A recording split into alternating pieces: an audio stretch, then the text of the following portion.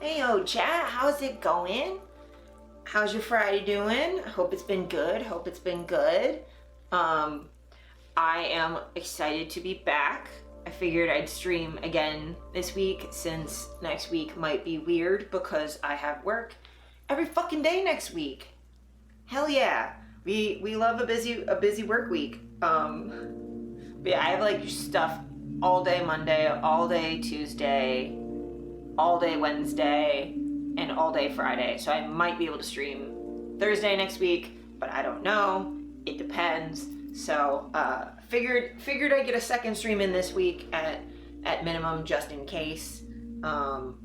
Which I almost had to like postpone anyway because I don't know if you can tell this far away on camera, but my face is burnt. So yeah, it got burnt like, I don't know, like 2 hours ago. It's very sizzly, it's definitely given. I tried to headbutt a deep fryer and lost.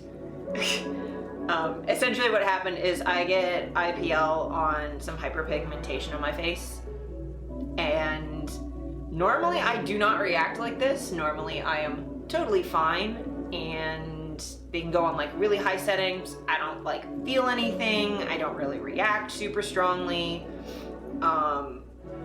Like it works for the hyperpigmentation for sure. I've definitely noticed that it's gone down, but like my skin barely reacts. This time for some reason it immediately hurt really badly and sizzled, and they were like, okay, let's put ice packs on your face and aloe and try and make sure you don't blister. I am probably going to blister. So that's fun. I don't know what the hell happened. I didn't do anything different than I normally do. So, and I just have a burnt face today for some reason. And I have to put like 1,000 creams on it now until like, I don't know, it's supposed to go away by like Monday or Tuesday, which is good because I have shit to do. But hey, as long as it's gone by like Tuesday, I'm fine. But until then, I'm just sitting here with a bunch of marks on my face, which is lovely. And I don't blame the tech at all, because she used the same settings as the last time. I don't know what happened.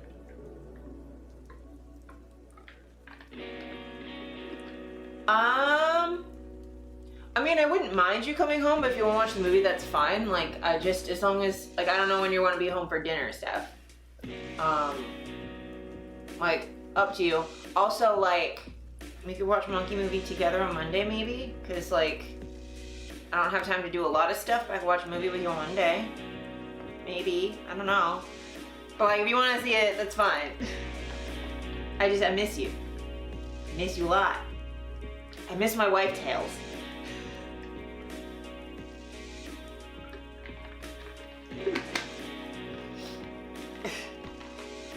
But I hope work went well, Steph. Because I haven't seen you since I left this morning.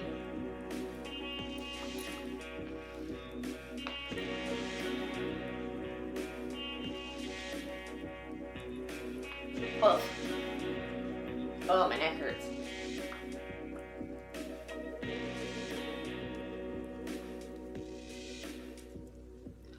Oh, that monkey movie. Wasn't sure if you were interested in seeing Planet of the Apes since you don't like monkeys. That's not the monkey movie I thought you meant. I thought you meant Monkey Man with Dave Patel, that I'm pretty sure doesn't really have that much monkey in it. Because I really wanted to see Monkey Man.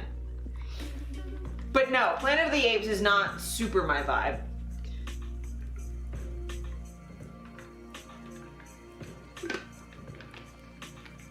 Because yeah, chat, for those of you who don't know, I don't like monkeys. Like at all. Especially apes. I really don't like apes. I think it's like an uncanny valley thing that they're too close to humans and it like bothers me. And like, they have a tendency towards violence that I don't really appreciate. Also doesn't help that the last time I saw an ape like at the zoo, it like was chilling And then it walked over to the window I was at, turned around and like pissed in its hand in front of me, and I was like, why? Why did you have to do that to me? I'm just gonna go like look at literally any other exhibit now. I just don't. And then I went and looked at some lemurs, and that was just better in every possible way. And then there were some snakes, and then I felt weird about the snake exhibit because there are a bunch of different snake exhibits, but specifically they had one in the Africa section, like right next to where the gorillas were. It was just a bunch of ball pythons, which is great. I was like super excited. I'm like, yeah, I have a ball python. And then, I mean, I'm sure it's fine. I'm sure the zoo knows what they're doing, but it's pretty common in the like snake pet owning like community to not cohabitate snakes because they don't really do that in the wild. There's some that do, like garter snakes do. I might catch a 4 p.m. show and then get back for dinner. Okay, I miss you.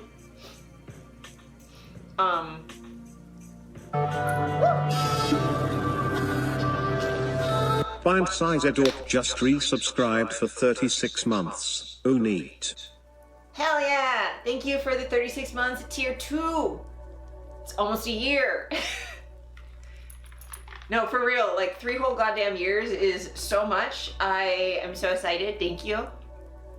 Thank you. I appreciate it. And that long on Unbroken on a tier 2, when I haven't even been streaming the entire time, is fucking unnecessary and appreciated. How dare you be that sweet? It is not allowed. And that I am not a bottom, so you have to listen to me. Oh, okay. Yeah. That makes sense, Steph. Yeah. I love that, like, HD, like, little purple heart thing. What are you gonna do, arrest me? You're under arrest. You're some sort of musical notation that I can't think of right now because you're under arrest. Because, yeah. I'm too tired for puns right now, but I tried. But yeah, no, so the ball pythons, there was like, I counted at least like 5 of them in one tank, and I'm like, that also doesn't like seem right. Because like their tank was not much bigger than the one my single snake's in. Sorry, my laptop's about to die. Forgot to plug it in because I'm a genius. Bye, Steph, I love you. I can also not think of it, to be fair. Yeah, that is, yeah. But yeah, I was moderately concerned at the snake exhibit being like so many snakes in like one spot. But I guess they're probably not kept in the display exhibit for very long, and it's like during the day while they're sleeping. Who are we killing for mistreating snakes? The Toronto Zoo. And I don't think they're mistreating them. They looked like healthy. It's just like, from my understanding, is you're not really supposed to cohabit snakes, especially in like tank setups, because every snake like needs to be able to temperature regulate, and to do that they like hide in tanks, or they have hides in the tank, and they usually have one on the warm side, one on the cold side, some like clutter and stuff. Like, it's not like cohabitating fish that'll kill each other. Like, ball pythons aren't gonna kill each other. It's fine. It's just like, at least from what I've seen of like the like pet snake community, is that you're not really supposed to do that. But then I guess I also don't have access to a like zoo level vet to check on them and make sure they're okay. So like, what the fuck do I know? I have one. I have experience with one. I've never owned a snake before other than the one. Who, by the way, Victoria just turned 9, so she's a whole 9 years old. I can't believe I've had her for this, because like I got her when she was 2. So, and by she's 9, I mean I was told she was 2, when I got her, and I just assumed her birthday was roughly around the day that I got her, so it's been 7 years since I got her. Yeah, she's a big, big girl. She is also a lot bigger than I thought she was, because when I got her, she was really undersized for her age, and now she's like bigger than snakes that are older than her. So I guess I did a good job as far as like having a rescue pet. It's like getting one that's like ridiculously undersized, and like she's like scared of fucking everything. Like genuinely, like when I first got her, she was terrified of everything, and now she's like reasonably curious. She definitely isn't a snake that I would have like be like an exhibit pet that you'd like bring places and let people like. She wouldn't like that. She'd fucking hate that. Thank you. I like to think I'm a good pet parent. I do what I can for her. I definitely could probably do more, but like it's more so like I have definitely met her basic care needs and then some, but there are levels of enrichment I could probably give her, but also like she doesn't seem like that interested. Like anytime I get her something in the tank for enrichment, she doesn't care. She just knocks it over or is confused about what it is. Or if like I take her out so she can have like roaming time, she doesn't like it. She just immediately is like scared and wants to hide. Like she'll sit in my lap for a little bit and then just try and get away. So like, I don't know, I feel like I'm doing the best I can with a snake that doesn't really like doing anything.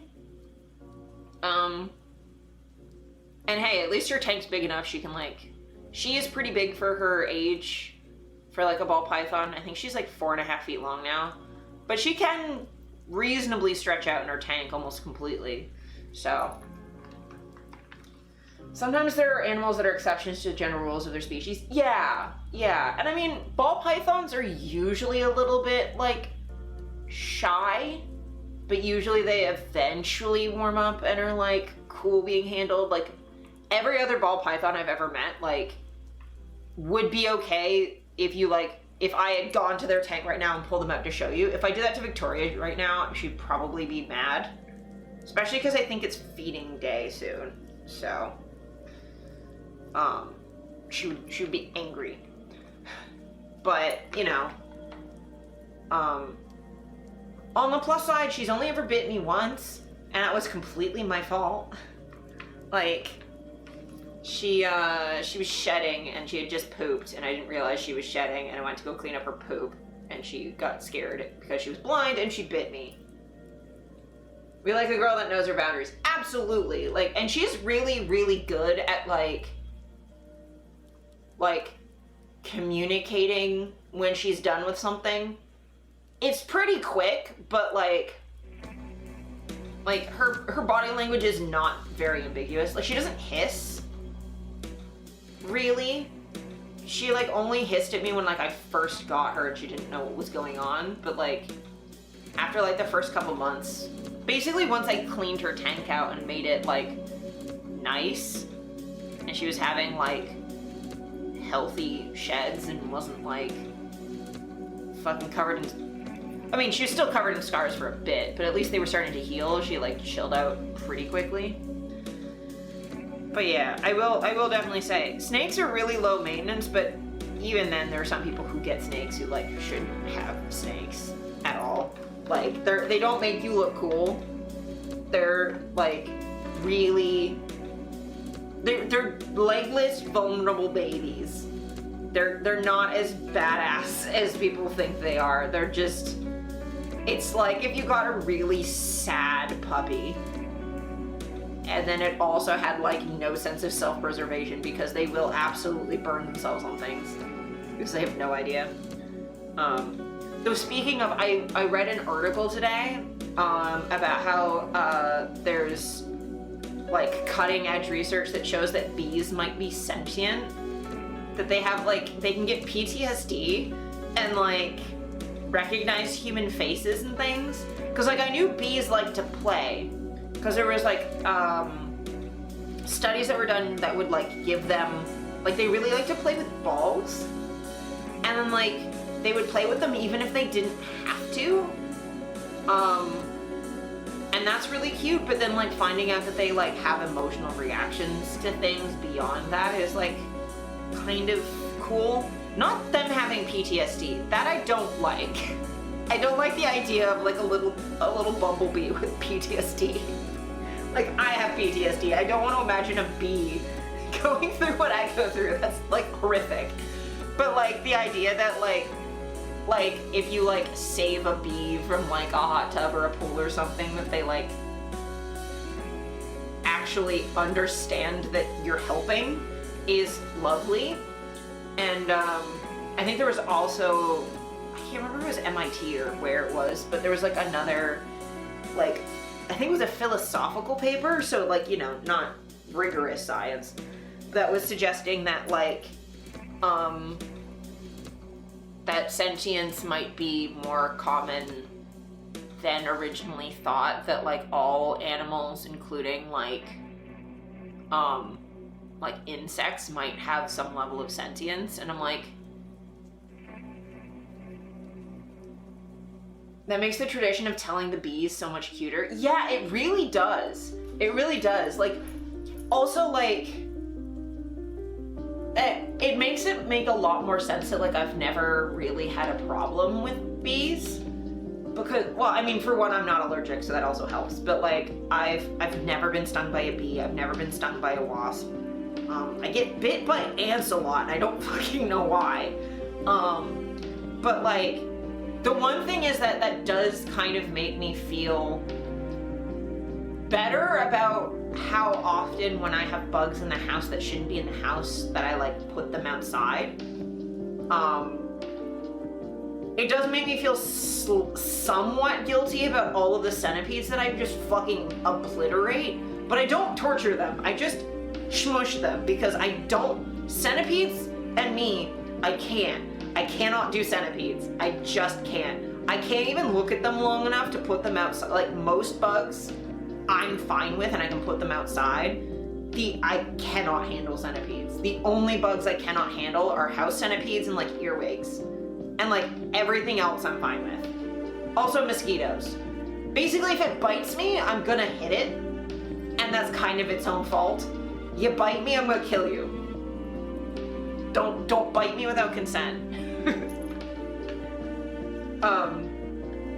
But yeah, like, I don't know, I don't feel bad about killing mosquitoes. Or like, there's a certain amount of that like fruit flies, you gotta keep up with them or your house is just gonna be overrun with fruit flies, and like, I don't want that much stuff in my nose. I grew up in an old ass house, I'm immune to centipedes. Yeah, I mean, that's the thing though, is I once lived in a Victorian house and it never had centipedes. It had fruit flies, and mice, and at one point it had a maggot infestation, but that was because of a housemate caused that. But like, fruit flies die in like 2 days. Yeah, my issue is more like, as soon as you have any fruit in your garbage, it's gonna be a problem pretty immediately that you're gonna have like thousands of them. Like, that one fruit fly might die in 2 days, but its progeny will continue, and I need that not to happen. Oh, it's fine to kill them? Yeah. I mean, I pretty much, like, try not to kill bugs unless there's like an actual infestation in my house. Primarily, like, an errant ant in my house is fine. Like, it's whatever.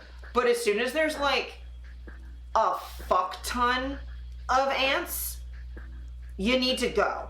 I cannot deal with there being like 50 ants in my kitchen, which happened once, and it wasn't even our fault. It's because they were coming in from other apartments in the building.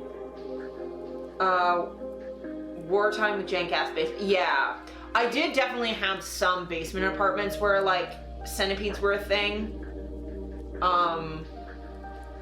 But I didn't grow up with them. Like when I was little, like, yeah, our house didn't have centipedes. I think we just had like I grew up too rural for house centipedes to even be a thing, because I'm okay with garden centipedes and like millipedes and stuff. There were a lot of neighborhood cats that I feel like killed a lot of everything. But like, and then moths I'm usually fine with until you get clothing moths. I had a clothing moth infestation last year. That was a problem because it started eating my sheepskin rug and started trying to eat my clothes.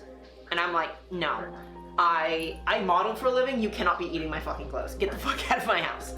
But like, if like a stink bug gets in, I try to leave them alone. But like also, if you try and gently move them, they will make an awful smell. But like, I try. Garden beetles get in my bedroom all of the time through the back window. And I'm like, I always try and take the garden beetles outside. Spiders, if they're too big, I'll put them outside. But for the most part, I like spiders because they keep all the bugs I don't like away. Especially like actual like house spiders. Fucking jumping spiders though. We had a jumping spider in this room at one point.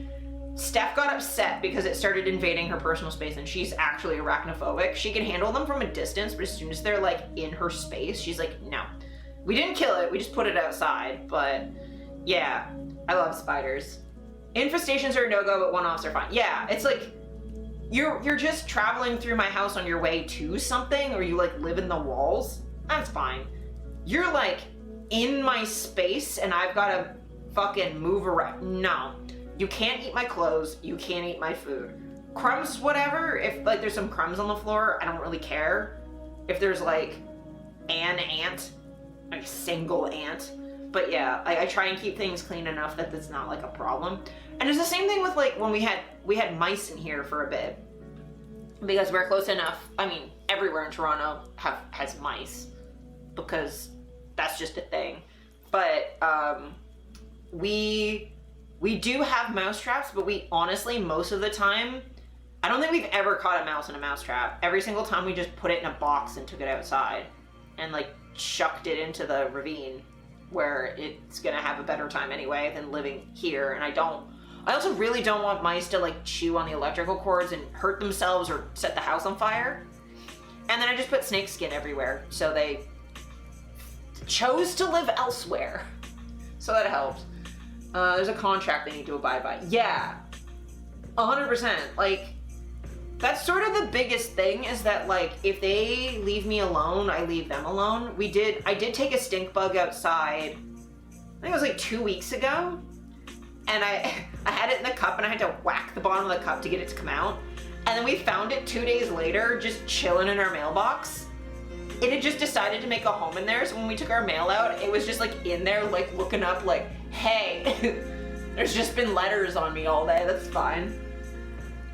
But yeah, bugs are really cute sometimes, but there's just some where I'm like, no, I cannot. Like, black flies can all die. Mosquitoes, they can all die. Mosquitoes kill people, they can fuck off. Earwigs, I haven't had to deal with since I was a kid, so like maybe I'm less weird with them now, but like, don't be in my house. I once woke up with an earwig in my bed and I fucking cried. I also once had an earwig that like, because those were the problem, not centipedes. We had a shit ton of earwigs where I grew up. I woke up with I went to go have a shower once and one was in my like loofah. So I don't use loofahs anymore. I use like shower like brushes.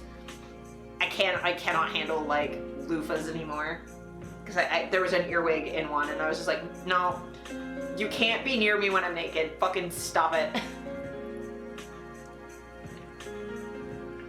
And then like ants, the vast majority of ants are fine, but I don't know what the fuck has happened. Either I'm more sensitive to it or ants have just gotten really aggressive for no reason, or it's like city ants are fucked up. I don't know what it is, but like, I was doing a shoot yesterday, and like the whole point of the shoot was to be like rope in like long grass and flowers and stuff for like the summer. and I like sat in some long grass, and immediately a bunch of ants crawled up my butt and started biting me, and I'm like, why? Oh God. I once had a centipede fall off onto the pillow in the dark once. That kind of makes me want to like stop existing for a minute. That sucks. That's the worst thing I've ever heard. Ew. Ew. Centipedes can like absolutely fuck off. Hi, Andrew. Welcome in. Welcome in. How's it going? Room's in the attic. It's a little more fair that it was in there, but also that's still horrific. I was 100% invading their space. It was your bedroom, though. If that's where your pillow is, they should, like, be anywhere else. Like, actually anywhere else. Listen to music right now? Hell yeah, what music you listen to? Anything, is it new? Is it something new? I am streaming right now, and cattle decap. I don't know what that is. I'm assuming that is metal of some kind. Because I'm assuming decap is short for decapitation. So like, yeah, okay, cool. But yeah, I am like painfully aware of my face today. Like, it is so swollen, it's ridiculous. But yeah. Yeah, Pine, I had IPL earlier today, and normally I don't react to it at all. Like, it makes the hyperpigmentation go away, but like, I don't feel any pain, like, at all. My face doesn't like really even get that warm. Today they use the same settings as last time, which admittedly are high settings, but like, I don't fucking react 90% of the, like, this is the only time I've ever had a reaction to it, and it like, she just zapped like each spot like once, and then looked at it and went, oh shit, and then grabbed ice packs and just held them on my face for like 20 minutes, and I'm like, oh, okay, I might have blisters, cool. Cool beans. Like, they were really good. Like, it's not their fault. It's the same settings as last time where I was completely fine. Not even close to this. And like, they sent me home with like some ointment. Skin went, fuck you, actually. Yeah, exactly. Like, I didn't do anything different this time. Like, the only thing I can think of is like, I sat outside and had a smoothie before I went in for like 5 minutes. And it's warm, so my face is like, got more blood flow in it than it did before, I guess? Maybe? You'd think my face would have a consistent amount of blood in it, though. But whatever. But yeah, they were like, oh yeah, like, here's some ointment, put that on 3 times a day until you run out, because it was just like a little thing. And they're like, yeah, well, like, if it's okay, can we text you on Monday and check in and like make sure you're okay? And they're like, you should be fine, but it, like, the off chance that this makes the hyperpigmentation worse again, like, obviously we're not going to charge you to fix the thing we fucked up. And I'm like, I super appreciate them for that, because it's like, really not their fault. It's been fine for, like, I've been doing this since last year, like, every couple weeks. It's, I don't know. Normally you can't even tell. Like, I get back home from doing IPL and you can't even tell. Like, it's not this bad after ever. Weird skin month, I guess. You never know with skin. You alright? Yeah, I'm okay. Like, I'll show you like how bad it is. It's like, this is the side that was less bad apparently, and then this is the side they put like all of the ice packs on, is like all that and like in there. But yeah, it's a little spicy. I'm a little burnt. Yeah, it doesn't, luckily it doesn't hurt, it just feels weird, like, to poke it.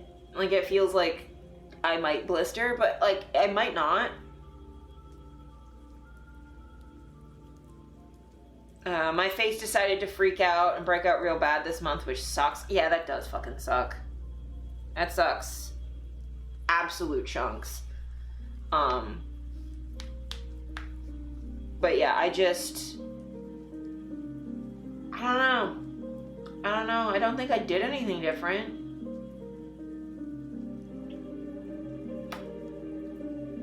I just have acne to deal with. Oh, acne sucks ass though. I mean, I'm pretty lucky in that I normally don't get that much as far as like camera, please chill. I don't really get that much like acne. I just get like maybe one or two, like on my period I'll get like on my jawline or like on my cheeks or something. I'll get like one. Camera please. Camera please with the lighting.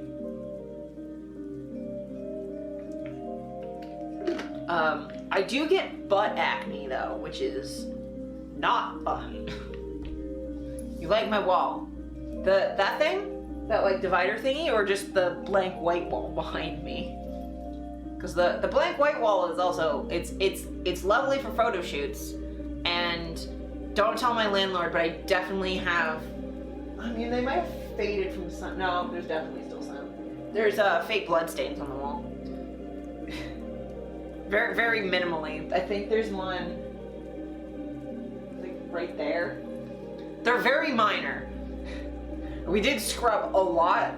It's fine, it's fine. Oops. Yeah, I mean, it's a white, you just paint over it, it's fine. But like, it didn't stain. I don't know how it stained the wall, but not my hair. Because it was in my hair. It was specifically a formulation we got that wasn't supposed to stain. Gotta give it a landlord special? Yeah. Yeah. I mean, to be fair, there's a bigger mark on the wall just from the couch being up against it. There's like a little, like, dark line, like, right there. It's whatever. It's not the biggest deal. And it's just like tiny little pink marks. Wall paint is bullshit. Yeah, also, I don't think that was actually painted properly. I think that's just white primer. I think they just painted the wall white with primer and then didn't put actual white over it. Which would be why it's absorbing fucking any color that touches it.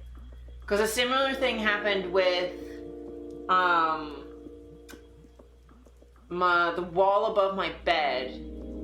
I have like a shelf with a bunch of stuff on it, and I think my Ouija board stained the wall. It's just the back of a fucking Ouija board. It's cardboard. It's just black, but I think there's a mark from that, or if I had some, I don't remember having anything else there. I definitely would stain. They did that when they flipped the house my mom bought. Yeah. But, like, whatever. I don't super care.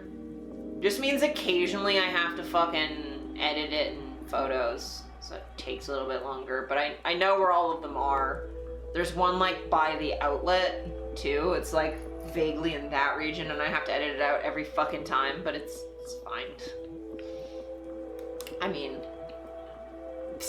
less of a landlord special than the last fucking place I went, where they cut all the phone line cords for no fucking reason, so we had to feed the cable for our internet in through the window, so our window was open, our kitchen window was open, like actually open, all day, every day. We put, like Warhammer craft foam stuff in the gap to try and keep it from being freezing in the house. It's not the worst thing they did in Mom's house. Yeah. Yeah. Flippers are ridiculous. And I don't understand. It's like, just fucking let people buy houses that are actually going to use them. Actually. And my least favorite thing is when flippers buy houses and then they just rip all of the, like, character out of them. They're like, oh yeah, let's buy this Victorian house and then make it look like every fucking shoebox condo on the inside. And remove all character from this building, make everything fucking gray. They didn't tape the drywall correctly, so it's all cracked. How would you fuck that up that badly? Like, that's not even hard. Like, why? My favorite thing, I occasionally on TikTok get, like, house inspector videos where they're like, oh yeah, this is a flipper special. They legit don't care. Yeah, they totally don't care. They have, like, absolutely no pride in anything they do. They just want to make money. And it's like fucking, I don't know. It would almost be more respectable if they just invested in Bitcoin. Like, that's cringe as hell, but that would be more respectable than flipping a house in such a shitty way. I fucking hate house flippers. It's so silly.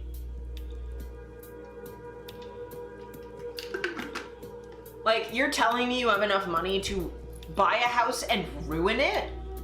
And ruin it by, not even by living in it, but just by being an idiot. Like, fuck off. I can't even get a house. It's so rude. They flipped the bathroom taps and didn't fix it despite being plumbed with flex pipe. What? Again, this is not a difficult fix.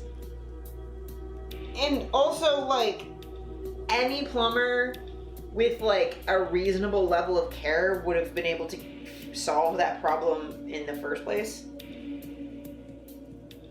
Took me 5 minutes to fix. That's hilarious. Also, I think there's a jumping spider on the wall.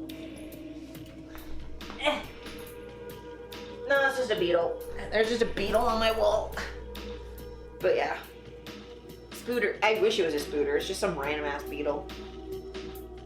Shouldn't be in the house, but it's not. It's just sitting there. And mainly it shouldn't be in the house because there's no food for it in here. Beetle. Yeah. Buggo. Little buggo. I will say, watching Salt play Hollow Knight has made me, like, it's made me personify bugs a little bit, or anthropomorphize a little bit. Is it John Paul, Ringo, or George? I'm gonna have to say Paul because it's still alive.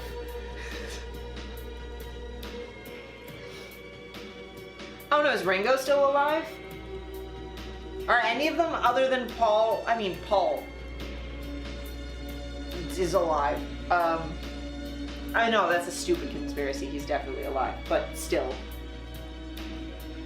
Paul is alive, but birds aren't real.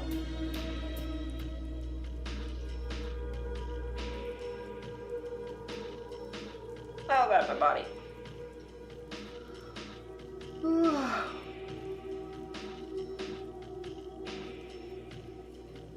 Ow. But yeah. Ringo is still alive? Good for him. Good for him. Well, the beetle can't be Ringo because I definitely noticed the beetle. Ringo I never fucking noticed. Ow. He's just chilling on the wall. Yeah. I don't think of anything fucking has happened lately that's, like, even kind of newsworthy. The dream, get super famous, make your millions, and leave.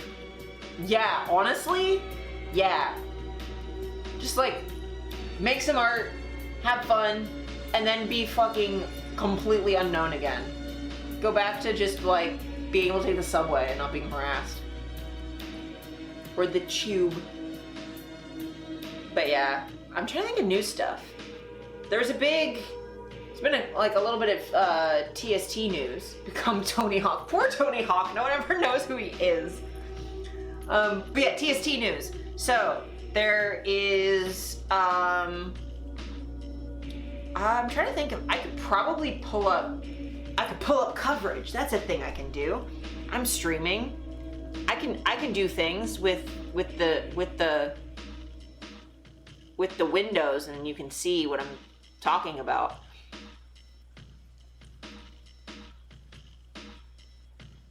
Oh my god. I hate my mouse. TST news. Twos. Yeah. TST news.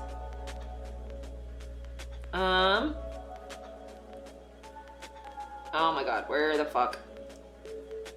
I'm gonna look for the news. I'm gonna look for the news. There's an easy way for me to find it, because I just go to Lucian's fucking Twitter.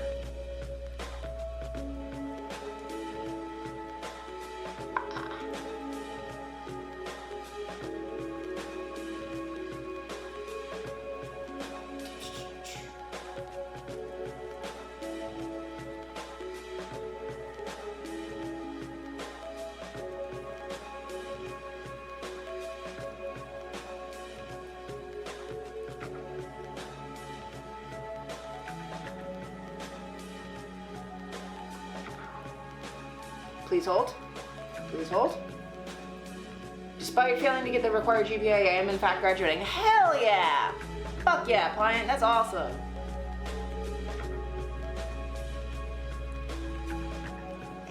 Ah, hell yeah. I'm trying not to cover chat because my display window is also my chat window because it's on the TV. Because I'm like, I'm not window capturing my fucking laptop. There's too much sensitive shit. But yeah, absolutely fucking congrats, Pint. I know you've been working really fucking hard on it. Bah. There's a thing. Sweet. News. I know it's sensitive. I don't want the video, please. But yeah, there's new news. Thank you for the lurk, Andrew. I appreciate you being here. Appreciate the lurk. But yeah, news. There is, actually, you can't even really read it if my face is in the fucking way. Here, I'll cover chat slightly. I can see you on my other window. But yeah, a 30-year-old man threatened to bomb TST. And, I think, I'm trying to remember if there's been a couple of them that have, like, tried to bomb TST HQ in the last while. There was one that did an arson. There was another bomb threat that got caught a while back, but didn't end up. It was caught by the FBI before anything actually happened, and then I think this might be the one that chucked a pipe bomb on the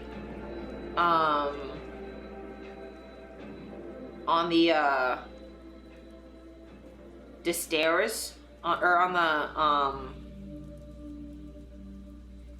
the fucking porch before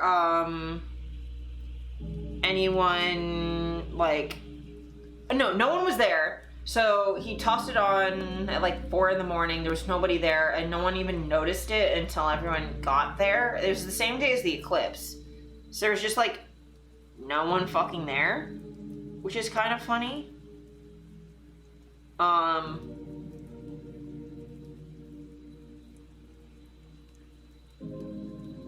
Of all the days. Yeah, I mean, it's helpful though, because like at the very least there was nobody there.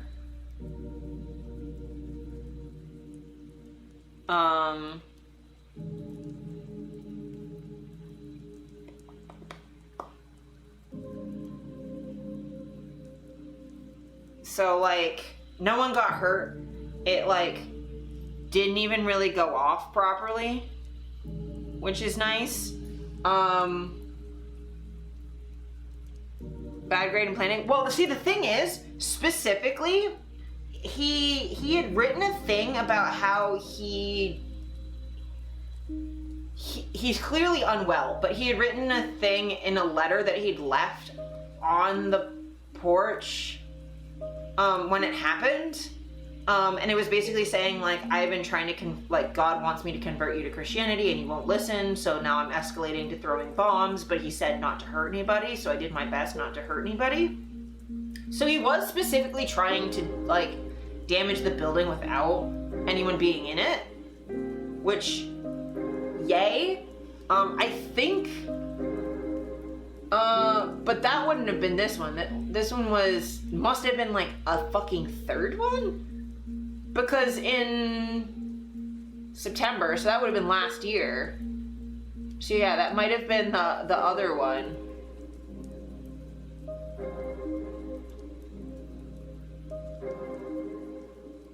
Oh, okay, yeah. So this is not that one. This is a different dude who, like, was trying to, and then I think his, like, dad fucking found the bombs in the garage and then, like, called the cops. So yay for his dad.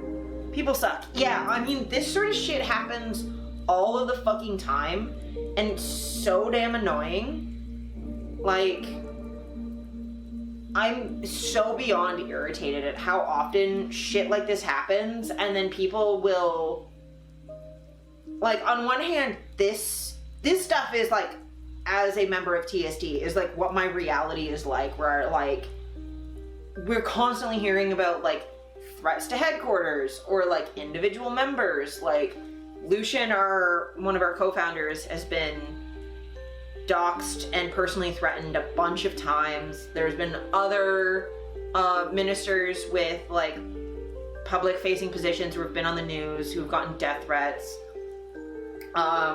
Some of the people in TST Ottawa have gotten threatened back when they did the Black Mass a couple years ago.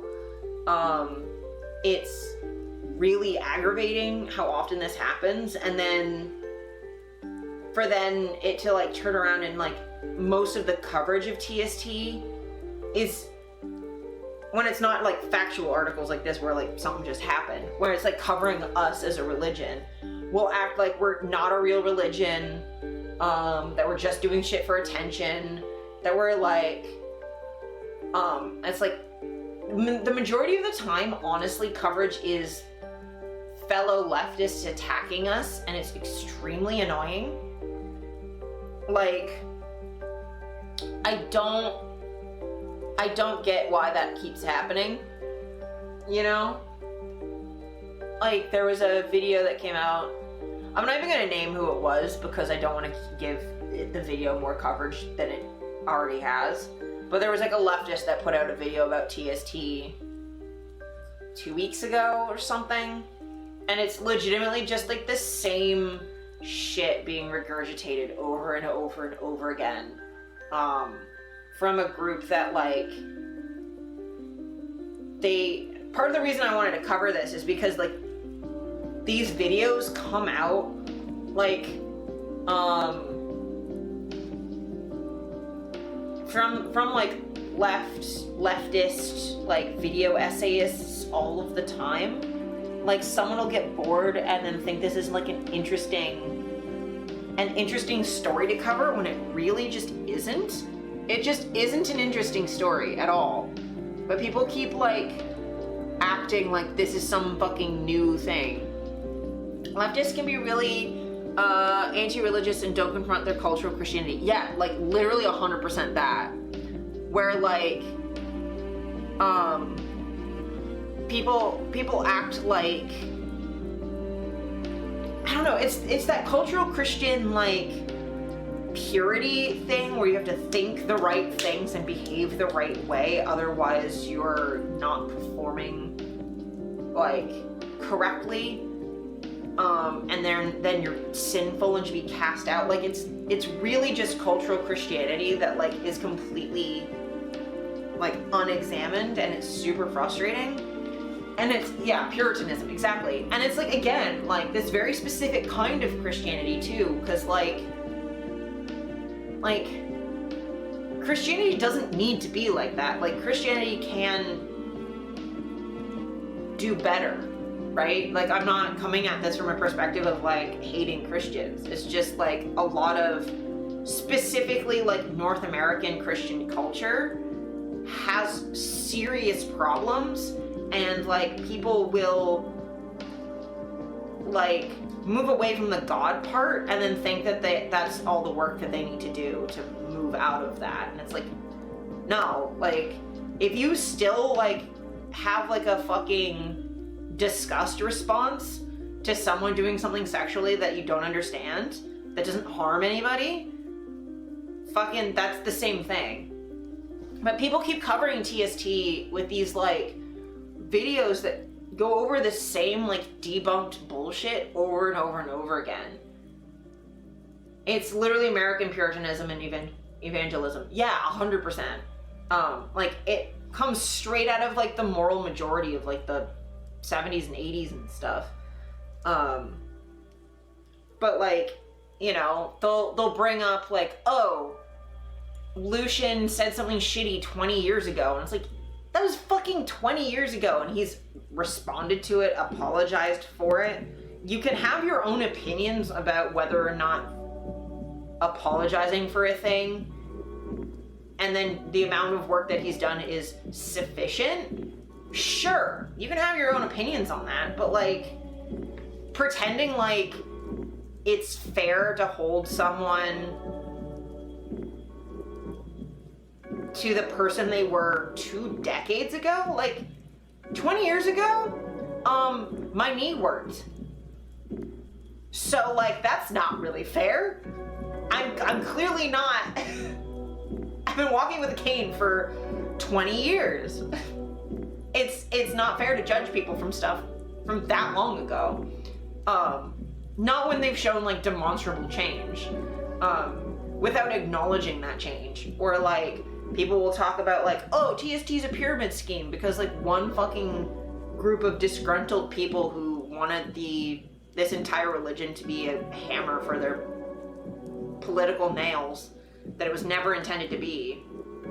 You can't hold one person to a standard you don't hold others to. Yeah, but part of the problem is a lot of people hold this standard for everybody, where it's like if you ever had a problematic view ever, you're perpetually canceled. And it's like, or like, oh, if you ever hang out with someone who ever had a bad view, then you're just as bad as they are. And it's like that, it's this like contagion idea of leftism where like bad ideas are contagious but good ideas aren't. It's like, fucking calm down.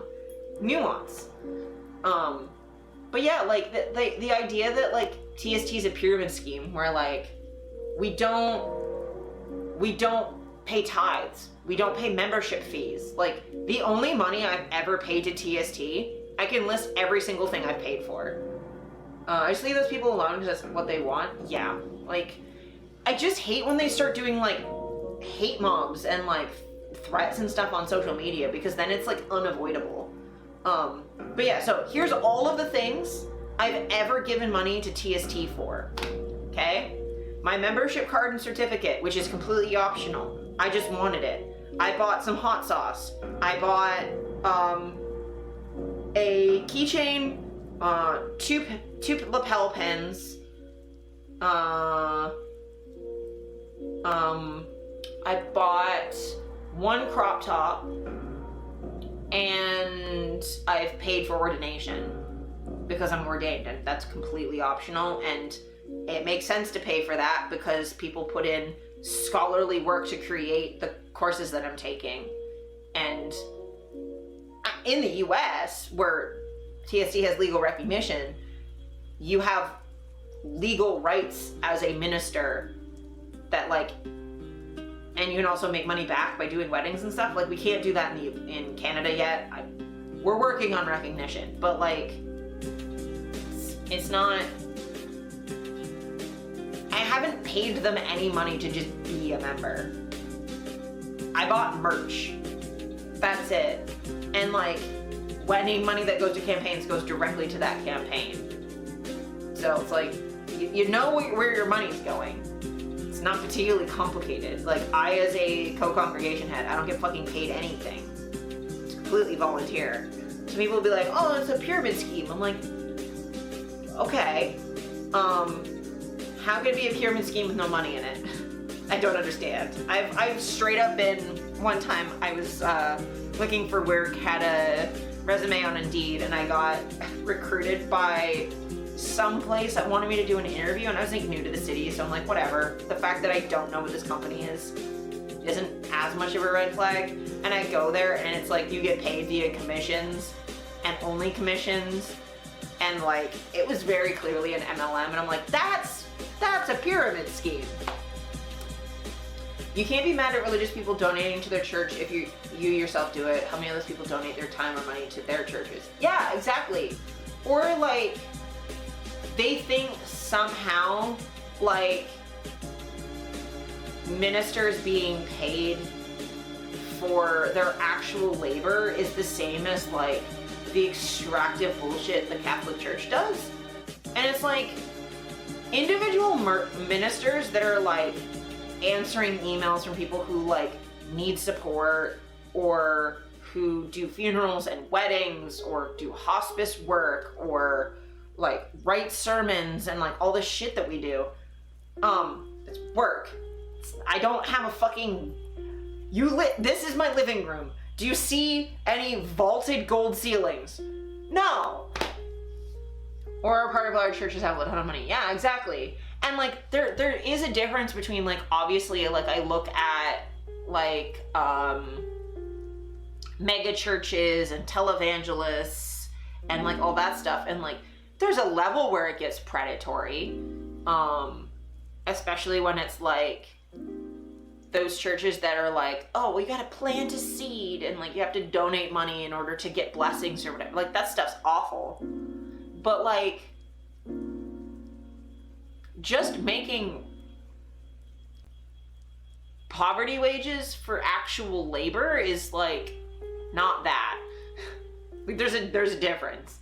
Or like Gestures of the Mormons. Yeah, exactly. Or like places will be like, oh, it's a cult because you can't disagree with people. I'm like, people disagree with me all the fucking time. And I've disagreed with Lucian on Twitter like multiple times. I do not have two private planes. No, I do not. I do not have one private plane. I can barely afford public flights once every like 6 years. I am poor. I am poor. I don't even own a house. I rent this place, and I'm probably never doing better than here. How many Christians can't disagree with their ministers? Yeah, exactly. Or like you could maybe disagree on like small points, but like, man, I have wildly strong disagreements with other TST members, including some that are in leadership, about pretty big topics. And that's fine. Like literally, my favorite moments in my local congregation have been when we have conversations where we can productively disagree with each other. It's my favorite shit.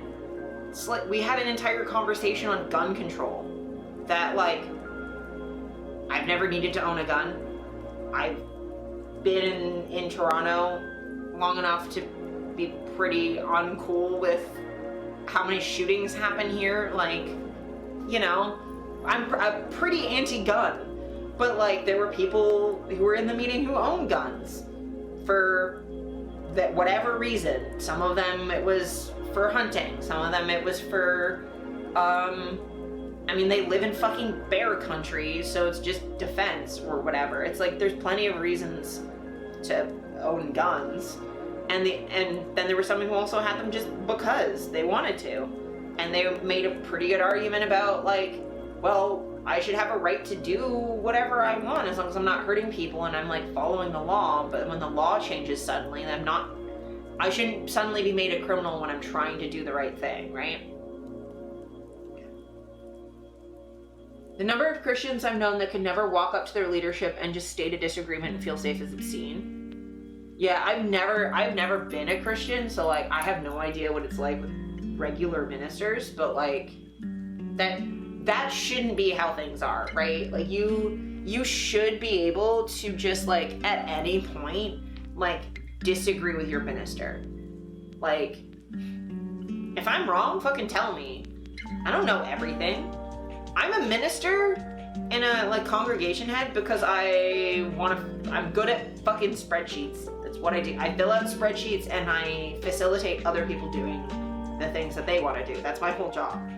Like, I'm not here to hold power and like to sit here as like a TST person. Oh, I grew up in Fundy country. The Catholics and United were the normalest we got. Ow. When the Catholics are your normal, you know you've messed up. But yeah, I don't understand some of the accusations, or like sometimes people have like accused TST of secretly being alt-right. And then I look at how queer leadership is. We're all fucking queer. We're disabled, or both. Like, what are you talking about? There was a point where every single person in ordination council was queer in some way. Like, alt-right how? Like, oh yeah, super alt-right with our fucking reproductive rights campaign and our abortion clinic. That's just conspiracy theorists, but make it left. Yeah, and like it's all based on like the tiniest shit of like, oh, well, Lucian said some vaguely anti-Semitic thing 20 years ago. And it's like, okay, who didn't say what non-Jewish person hasn't said something anti-Semitic 20 years ago? I'm sure there are some. But how many?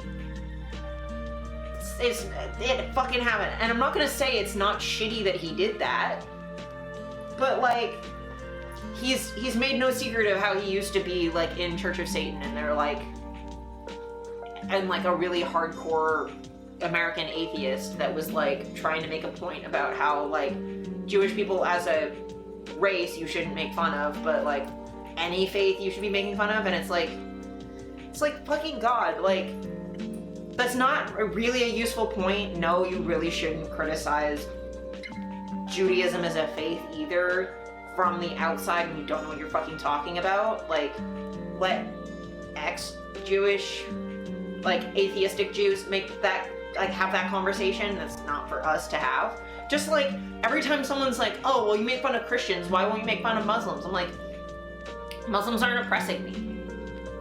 Look at me. Muslims didn't give me religious trauma when I was like 10. Christians did. So I criticized the power in my culture. But like, if an ex-Muslim wanted to like criticize Islam, I'm absolutely gonna stand up for the right to do so.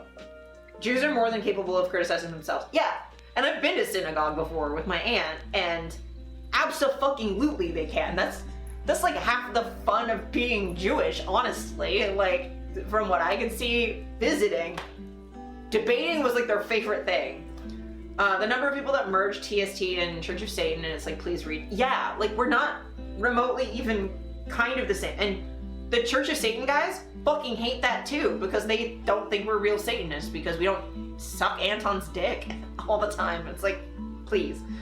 Or like, oh, or they'll think we're all right because Lucian agreed to use a pro bono free speech lawyer who's also worked with like Alex Jones. And it's like, point to anyone in the free speech world that like hasn't crossed with shit before. If we could never work with anyone who's also worked with the right wing when it comes to free speech, we can't work with the ACLU either. ACLU has defended right-wing people's ability to have free speech. That's how that works. Free speech, especially in the US, because there's no like real carve-out for hate speech, it's like, free speech is what it is. Partisans have nothing to stand on with really confusing names. Right? Like, oh, the Unitarian and United confuses me. The Baptists, the Anabaptists, the like, I can't keep track of all of them. I just know Southern Baptists are bad.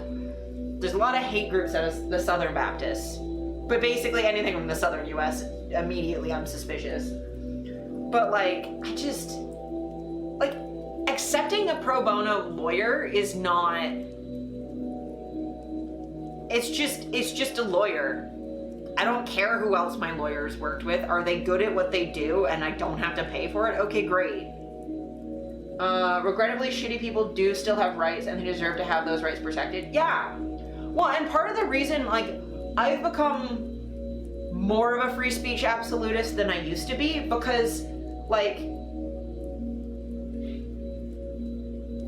this is gonna be a really shitty way of explaining this, but it's the only thing my brain can think of right now, but like, pedophiles, I know, great start, have a right to a defense and defense lawyers and like not be immediately assumed guilty in the court of law. Of course, court of public opinion is a slightly different thing, different burden of proof, right? But like, deserve defense lawyers and they deserve to have the same right as everyone else to be like, okay, state, fucking the government, if you want to put me in a cage, prove I've done the thing you say I have. Because it means if you're not a pedophile and someone accuses you of being one, that you also have that right, right? Which seems like a weird, like, incredibly dramatic example for me to pluck out of thin air, but the reason I'm thinking about it is how often do queer people get accused of being groomers, right? So like, any queer person, you want to have a right to protect yourself from being accused of being a groomer when you're not, you're just existing, then the ones that are actually doing that crime also have to have that protection, because there's no way to know the difference unless you have an actual fair trial. They do because there's no magical button that can 100% tell someone's guilt, so we have to prove it. Exactly. Like, I do not care what someone's done. They deserve the right to, like, a fair trial. I don't know how that's fucking controversial at this point. Somehow it is. Like, Donald Trump deserves better lawyers than he has. He does. Like, I fucking hate the man, and I 100% believe he's guilty of all the things he's accused of doing. But he deserves to be, like, skillfully represented. And obviously, like, defense lawyers should also not do scummy bullshit in court either. But, like, I mean, there was, that court case, like, a bit ago where there's that guy here in Ontario that was accused of, like, purposefully murdering a police officer, and then like cops like basically committed perjury on the stand to try and get this guy like put away for murder, when like he very much did not murder those cops. He caused a death, but they were out of uniform and like were rushing him, and it's like not, it's a whole complicated thing. But like, I want a system of justice that actually, like, doesn't hurt innocent people. I don't support the death penalty, not because I think there are not crimes that people deserve to die for committing, but because I don't think we are capable of passing that judgment without any margin of error that would see innocent people die. Yeah, 100%. And, like, also, like, I'm just not sure. Even if we could 100% prove it, I'm still not sure I'd be okay with giving the state the ability to decide what crimes are bad enough for that or not. Because I just don't trust the government. I don't know how we'd have enough checks and balances to make that permanent and that, at best, morally gray decision. Like, I don't trust the government to actually hold the nuance that would require. That's fair, I just meant as a further example of what you were talking about. Yeah, 100%. But yeah, I just, like, I don't I just do not see a world where we can 100% know if someone's guilty without looking at all the facts first. Like, that's how you figure that out, is you look at the fact. Like, I can't know, like, the answer to a complex equation is like 7 unless you show me all the fucking steps, because I'm an idiot. I don't fucking know. Like, I used to be good at math, I'm not anymore. You're gonna have to walk me through how that works. Like, prove it. And like, I don't know, I just don't see, like, I don't support the death penalty because I don't support anything that allows state-sanctioned murder. Yeah, 100, that's where I'm at. Plus, I'm like at the point where like, I've been through the justice system as a victim before, and just like the punitive justice, like, concept doesn't really work. Like, maybe it does for other victims out there, but like for me, it just felt like, I was expected to perform a level of anger that I didn't have, or that I'd have to perform pain in a very like circumscribed sort of way, where if I wasn't harmed in exactly the way that it was expecting me to be, then my pain didn't count, or it wasn't enough, or what happened to me wasn't bad enough if I didn't feel a certain way about it. And like, I don't care what I feel about it. Really, how I feel about it is really immaterial in my opinion, because the reason I came forward is because I didn't want this happening to someone else who would be more hurt by it. I have a big X to doubt on punitive justice in general. Yeah, like, it doesn't work as a deterrent. It just doesn't, because people assume they won't get caught. Because there's too much of a delay between doing the thing and a consequence. So they don't think they're gonna be caught.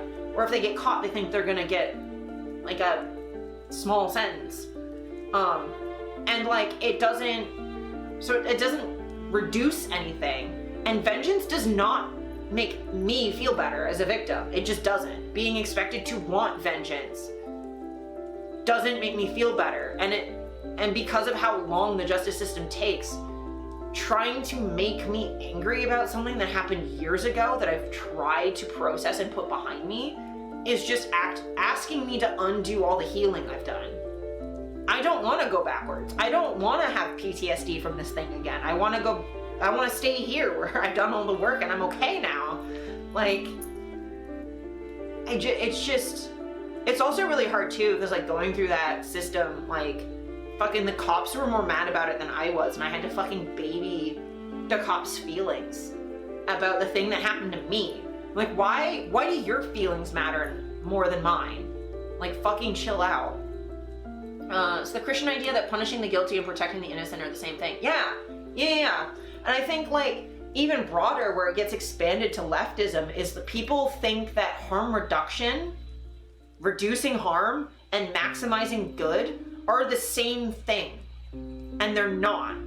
Harm reduction goes, okay, we're gonna, like, prevent bad things as much as we can, while understanding that, like, occasionally a lesser harm is still lesser than a bigger harm, right? Versus maximizing good assumes there is a unified good to go towards, and that it's achievable and possible, and that, like, going in that direction cannot ever result in harm. Like, the only way I can, like, maybe describe that is, like, personal example, sex work, right?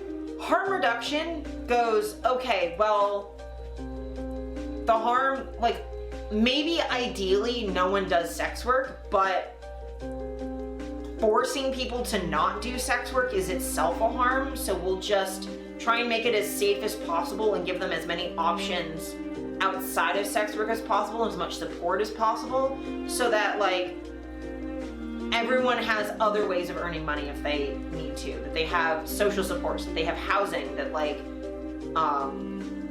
they can screen and do everything as safely as possible. but obviously some people are still going to, for whatever reason, choose to or need to do this thing, right? Maximizing good goes, no one should do sex work, so we're gonna force you to stop, right? Like, it's better that no one does sex work, so we're gonna forcibly transition you out of this. And there's like a level of coercion to that. And I feel like sometimes leftists get stuck in that, where instead of thinking harm reduction, okay, we're gonna try and like reduce harm where we can. And obviously some people were raised in like a racist, sexist, transphobic, fucking classist society. People are gonna be like educated with these ideas and have to unlearn them.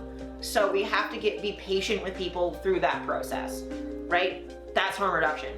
Maximizing good is no one should be racist, so if you have a racist idea ever, you're a bad person, we need to get rid of you. Also, sometimes really bad things happen and there's nothing you could have done to stop it. Exactly. Sometimes shit just fucking happens and you have to deal with it. And sometimes it's just conflicting needs result in a thing that happens and it's nobody's fault. Or like, I don't know, fucking your house gets hit by lightning. That's bad. Nobody's fucking fault. Whose idea of good? Exactly. Exactly. Because like, I don't think nobody doing sex work is good. Nobody who doesn't want to do sex work doing sex work is good. But I don't think eliminating an industry is good. My idea of maximum good in this situation is that nobody has to do a job they don't want to, which is a whole different situation. Yeah. And like, I think forcing exit programs might take people out of the job they don't want to do, but it doesn't address why they're doing something they don't want to do in the first place. Like, I would much rather someone do something they don't want to do, than starve to death. I don't know, that's just me. Not that like I'd force anybody to do anything, but if they've decided that they would rather do this thing they don't like than starve. And like, fun fact, the thing they don't want to do versus starve is sometimes getting up from the couch and getting food. It's called the oldest profession for a reason. Yeah, like 100%. There's a reason it's uniquely accessible work because everyone can fuck. So that's always an option as something to exchange of value, and there will always be people who want connection, who for whatever reason don't have access to that kind of connection in their own life and would rather give you something of value than go without it. And like, no one's entitled to a sex worker, but like, I don't think there's a problem with someone who's a workaholic who doesn't have time for a girlfriend going, hey, you know what? Instead of leading someone along that I can't actually fully commit to and not give to them what they deserve, I'll just hire a professional once a month so that I can physically be with someone, get my physical affection needs met without hurting anybody. Because you said that's cool. We have a explicit understanding that this is what this is going to entail. Great. Everything's consensual. I'm not hurting anyone. I'm not leading anyone along. I'm not hurting anyone's feelings. Like, that seems fine by me. People have been fucking for stuff longer than we've had writing. Literally, yes. It's something, I believe, like, bonobos and like other species also do it, where they'll like mate in exchange for like something. Like often food, but sometimes it's like for social reasons. Like there's other reasons that it happens. And I'm like, I don't really see what the problem is. I really don't. And again, like I know exploitation exists in the industry. Fucking been there myself. I've literally been exploited in the industry before. Not in a long time, luckily, but like I've been there. I know what it's like. You know what didn't help? Criminalization. Didn't give me access to getting out of that situation. The thing that got me out of that situation was having a better option. Sometimes someone just wants to fuck. Maybe they're fuck buddies and they're both getting sex out of it, or maybe one's a professional that gets some other thing of value. Yeah, 100%. Or like, I don't know. Half the time I'm with somebody that's not even really the sex that they want. It's just they want to physically be held by someone. And the way we've set up toxic masculinity is that sometimes men feel like the only way that they can ask for a emotional need to be met is to have sex first. Which is a problem that needs addressing. But in the meantime, those are still needs that need met. And making sure that there's someone who is okay meeting those needs, and making sure the guy is in a position to ask for those needs in a way that's respecting other people. Name an industry that doesn't have exploitation. If you have a job, you're selling your body in some way. Exactly. Like, and that's the thing too, is like, the least exploited you can be is being, like, self-employed, or working cooperatively with other workers. That's not to say exploitation doesn't exist in those scenarios either, but like, you know, then you're not having profit extracted for a boss. That like anything that you earn goes to you, right? But even then, like, the way that capitalism is set up, that like even if you are self-employed, you're still going to be somewhat exploited by what the algorithm of social media expects.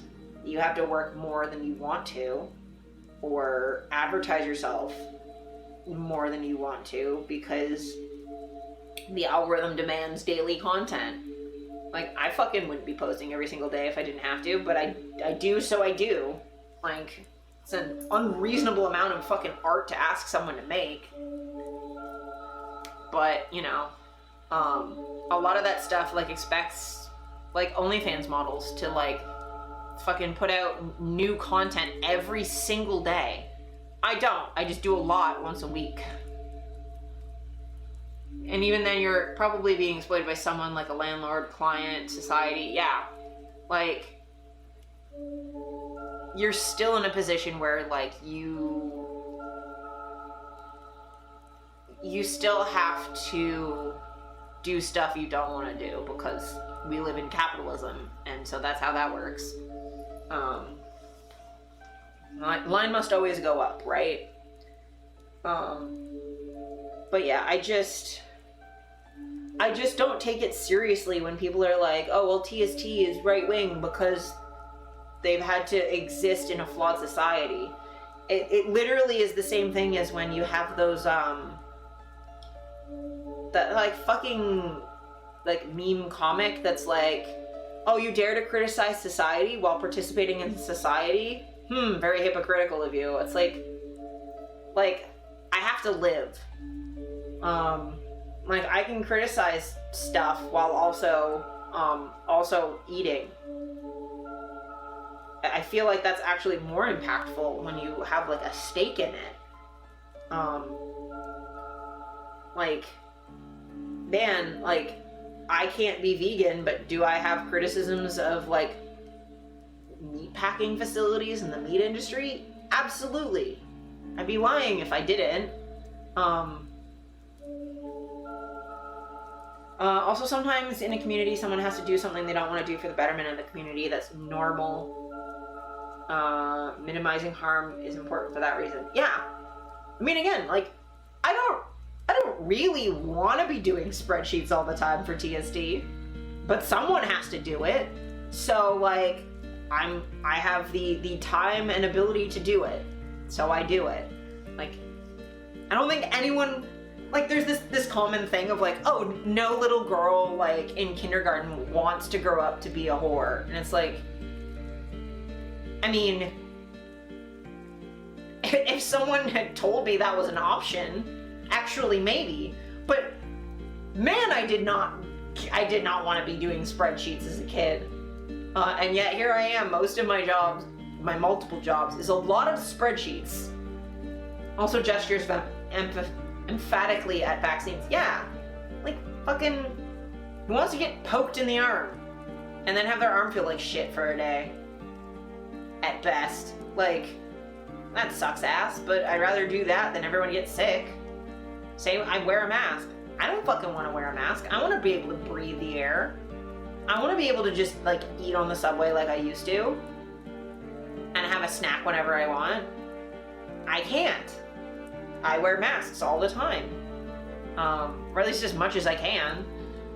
It's just like... So yeah, like... These fucking accusations come out about TST all of the time that, like, from the left, where it's like, oh, well, not really a religion, even though we're definitely a religion, and, like, or, oh, you don't speak about this, that, or the other social issue, where it's like, it's not our place to. Like, there's other organizations that are already doing that work, or, like, putting Satan on that issue is actually going to cause more harm than good. We've thought about that. Like, we consider the impact our name puts on things. Or, like, oh, like, TST isn't, like, doing whatever fucking thing, or is doing this other thing that I've arbitrarily decided is a fucking problem, for performative reasons. And it's like, all that's doing is handing power back to the religious right that's attacking all of us. Little kids in kindergarten generally have no idea what any one job entails, and they should not be making decisions about their lives. They're 5. Yeah, I really feel like someone who is just sort of figuring out how to hold a pencil without hurting themselves, maybe shouldn't be making career decisions. Maybe. Like, when I was 5, I wanted to be a carpenter because my uncle was a carpenter. All I knew is that he got to play with saws and hammers, and that was fun, and I liked sawing sticks in half. And then, like, I watched Stargate at some point, and then I wanted to be an astrophysicist. And then I realized astrophysicists do not get to look at stars, like, ever. They just do math all day, and I'm like, no thank you. If you can't read, your decisions on the world are perhaps not important. Unless you're dyslexic, and then there's audiobooks. But I do know what you mean. That, like, if you're a small-ass child, you do not have the requisite information in your brain in order to actually understand what the fuck is going on. Yeah, in reference to 5-year-olds. But yeah, like, a fucking 5-year-old doesn't know shit about shit. Like, I remember being 5. I had some opinions, and they were based on the information I had at the time, and they were logically sound opinions to have based on the information that I had. I did not have all of the information. And I wasn't developed enough to be able to really understand that I didn't have all of the information. Yay, 5-year-olds. When I was 5, I didn't know I was autistic. I didn't know I was trans. Though there were, you know, hot signs of both of those things, actually. But, like, I didn't know America existed yet. I feel like, and I think this one I can even say for adults, if you don't know that the country next to you exists, you shouldn't actually have important opinions on anything. And I think that can be like a universal. Like, if you do not know that a country that shares a border with the country you live in exists, maybe your opinions are not really informed enough to matter. Maybe. I don't know. And I'm saying that kind of because I've definitely met Americans that didn't actually know Canada existed. Genuinely, I've met Americans in person who were like, oh, where are you from? And I said Canada, and they're like, where is that? And I'm like, oh, you know? Like, how do you not know where Canada is? It's like one of the biggest countries on earth, but like, okay. It's between New York and Alaska. Technically speaking. Fucking God. But yeah, I'm really tired of having bomb threats on one side of me and like death threats on one side of me, and then on the other it's just like leftists that like their idea of activism is just like retweeting something or like yelling at somebody. It's like that doesn't help anything. Like what is productive about any of that? Right? Like activism should be productive. Either you're educating people on something that they can use to improve their lives and improve the lives of those around them, or you're giving them something fucking productive to do, like fucking talk to a representative or whatever. Like I hate the amount of like just look at this upsetting thing and be upset is the be all end all of like online activism. Like online activism does actually have a place. Even beyond awareness campaigns, like online mutual aid is just the fucking best. Northern Minnesota. Okay, thanks, Isha. Welcome in. Spicy take. I've seen some leftists get really aggressive on the consent is God's side with their kids, and it's kind of scary. Respecting your kids, know about being touched, and never saying no are not the same thing. Yeah, like sometimes kids have to do something they don't want to do. And like I kind of like, I don't have kids, right? But I have a snake who's a rescue. We were talking about her earlier. She doesn't fucking like being handled. She hates it. She does not like it. She doesn't like being touched at all. She doesn't like being taken out of her tank. I still have to do it, right? Like, if it's for my benefit and I put my hand in the tank and she moves back away from it and is like, no, I don't want to be touched right now, I leave her alone. Because that's for me, not for her. If she doesn't want it, then like I should respect it. But if I have to clean her tank, I'm taking her out of the tank. If the fucking power's gone out and her tank's cold, I'm gonna take her out of the tank, put her in a fucking pillowcase and lay her next to me so she doesn't get cold and die. Like, sometimes shit happens and I gotta do stuff that she doesn't like. That's too fucking bad. Like, sometimes she, like, needs to be out of the tank for some reason. And she doesn't like it, but that's too bad. But it's about understanding that I only do the too bad, I don't care about your consent thing when it's worth that kind of violation, and recognizing that that's a violation. Because she will continue to trust me as long as every time I do that, she goes, oh, okay, you cleaned my tank, or oh, like it was fine. Like as long as I'm not doing it constantly, then I keep that trust with her.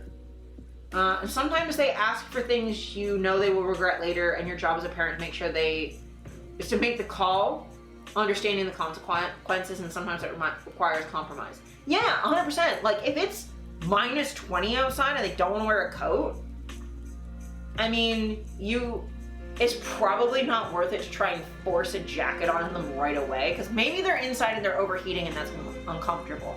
But if you're like, hey, you don't want a jacket on right now, can you pick out one for later in case you get cold? So then we just have one that you'll like. Or like, hey, I know you don't want to go to the doctor right now because you're sick and tired and you just want to go to sleep, but like, if it's something worse, I want to make sure that you're okay.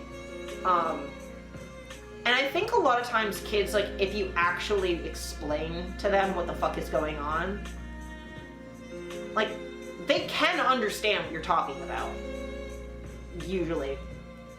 But, like, I think the problem is either being too permissive or too controlling. Like, you don't want to control them to the point where, like, you're not allowing them to express themselves as human individuals.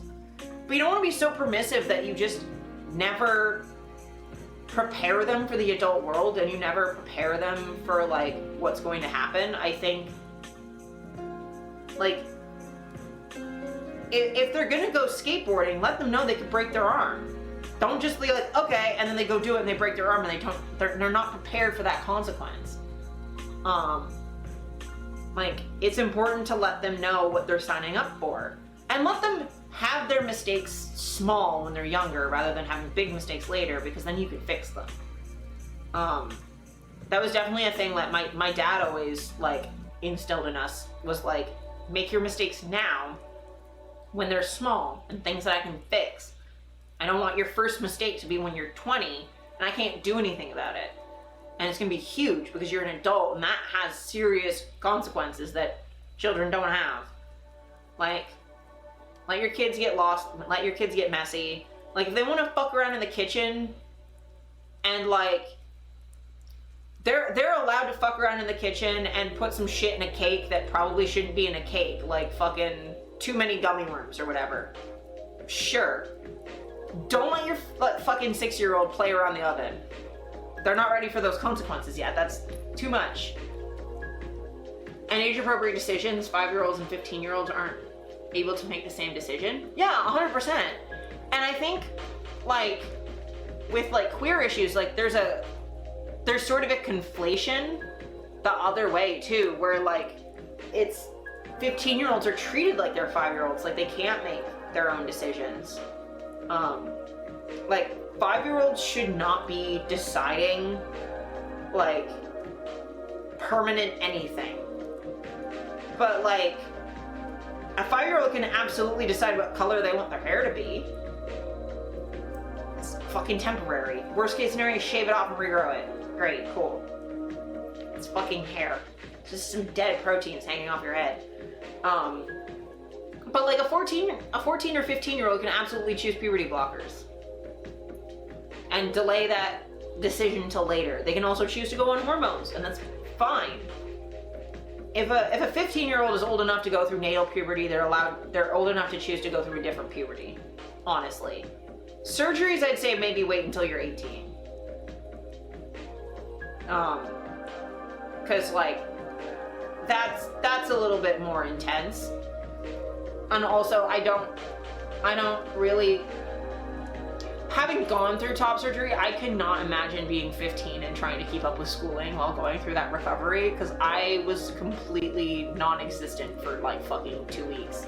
I was not a person. I was sleeping most of that time and in horrific pain. I don't know if a 15-year-old could do that and then also do algebra, you know? I mean, there's other stuff to be doing.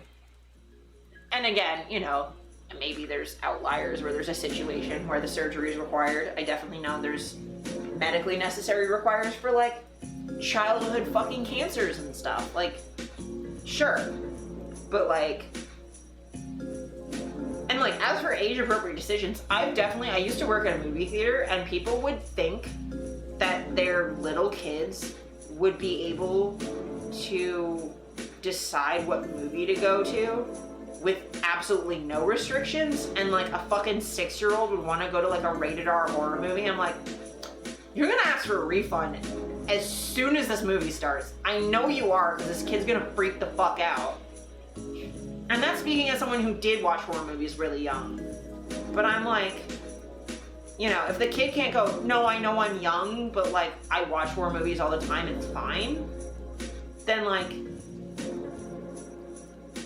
and blockers are not permanent. If I was old enough to go through natal puberty at 7, then kids can make the blockers call. Yeah, and, like, that's what puberty blockers are for, is for people going through natal puberty at 7. Because that's actually not supposed to happen. And, like, I'm sure you're fine, but, like, if I had started going through puberty that young, I would have been like, absolutely the fuck not. I would like to delay this, please. I don't know if that would have even, like, at our age, that wouldn't have even been an option, I don't think. Oh, I know? Yeah. I imagine you would, but, like, fucking, when people are like, oh, we don't know how it affects kids to be on puberty blockers for very long. And I'm like, no, we do know how long. Okay, so 7, 8, 9, 10. That's 4 years. So if you're on puberty blockers from normal puberty at, like, you know, like, I was poor and had bad medical info access. Yeah, that's more what I mean, because, like, I wouldn't have known that was an option And I'm not even poor. I just don't know if my shitty former doctor would have even given me that information.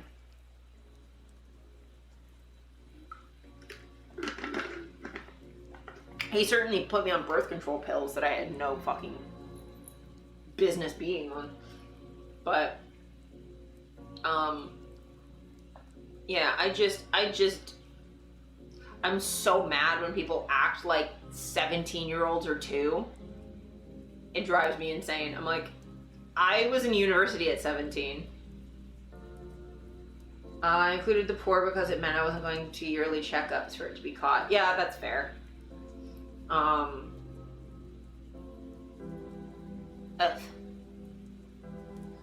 Especially because, like, not only do you have to, like, do the whole doctor thing, but then your parents need to have time off to take you and all that jazz, yeah. But yeah, I just fucking... I'm so tired of so much of activism online. Like, to the point where, like, I'm probably informed on Palestine stuff that I want to be informed on, but every time, like, I try and get information to try and keep up to date with what's happening, people are like, well, if you're not looking, then you're privileged and you're failing in your activism or your leftism or whatever. I'm like, I don't really need to see gore for breakfast. Actually, I don't really think that helps anybody. It just makes me upset and no longer useful for the things that would actually be productive, right? Like, I don't really want to see it. Like, I'm aware that that's happening. Beyond being aware, like, I could read the facts of what's happening, and, like, I'm not upset that it's being, like, documented. It's just the idea of, like, people performatively sharing shit constantly, where it's like, you can't get away from it. You can't serve out of an empty bowl. Yeah. And, like, I would be less upset if we hadn't already had this fucking conversation, like, a bunch of times. Where, like, I remember during, like, the George Floyd protests of, like, 2020, where, like, people were making great points about how, like, don't just share police brutality of and, like, deaths of black folks because it's traumatizing to black people to have to see this over and over again, and you're assuming there are no black folks in your audience. It's just, like, it is unnecessary for the purpose of what you're sharing it for, and, like, just repeatedly traumatizing people is not helpful. And, like, also content warnings and all of that jazz. And it's like, and now to be, like, 4 years later, people seem to have forgotten that entire conversation, including people who were leaders in that conversation have forgotten that conversation. And I'm like, so you're assuming there's no Palestinians in this conversation. The same thing as you forgot there were Ukrainians in your audience when you were sharing gore from Ukraine. And you seem to think that there are no war vets that are in your audience that would like to help out but cannot handle seeing that every fucking day, non-stop.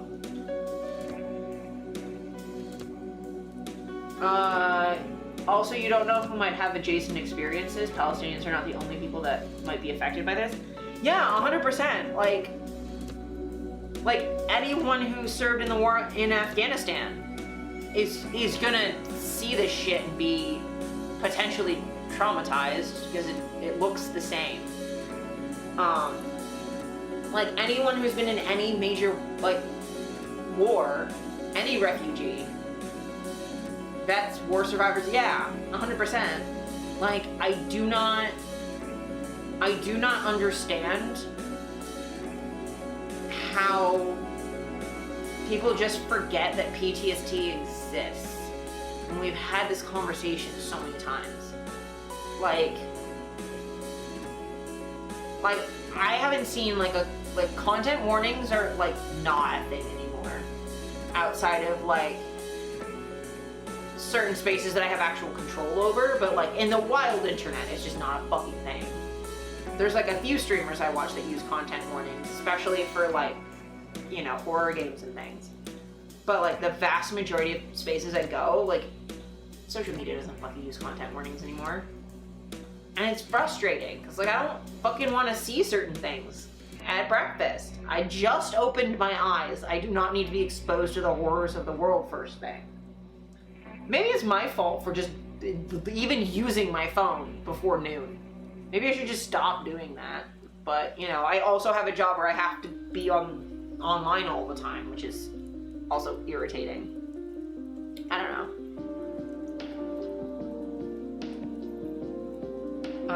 And generational trauma, Ukraine really fucked me up at the beginning for generational reasons, and there were people who were like, no, in fact, you're not allowed to be upset. Yeah, I mean, I hate that idea that you're not allowed to have fucking feelings. Like, A, emotions are not a thing anyone has control over. And B, yes, in fact, anyone's allowed to be upset about things that horrific. Like,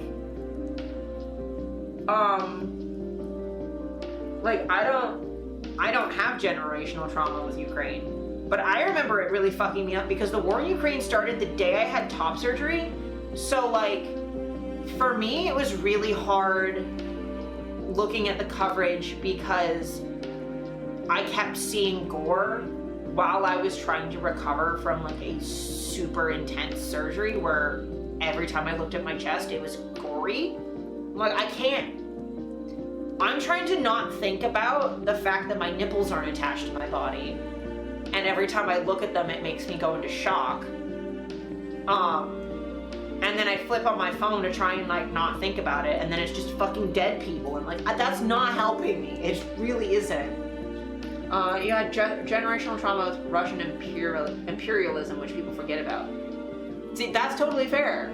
Like, honestly, I feel like anyone in Eastern Europe would have been completely legitimate in being like, yeah, I can't, I'm like, this is hard. I don't know, like, I feel like anyone with like Palestine, if you're from the Middle East, like this is a whole fucking thing. Or like, where even if you don't have a connection to Israel, like you have a connection to countries that have been affected by American imperialism in the region.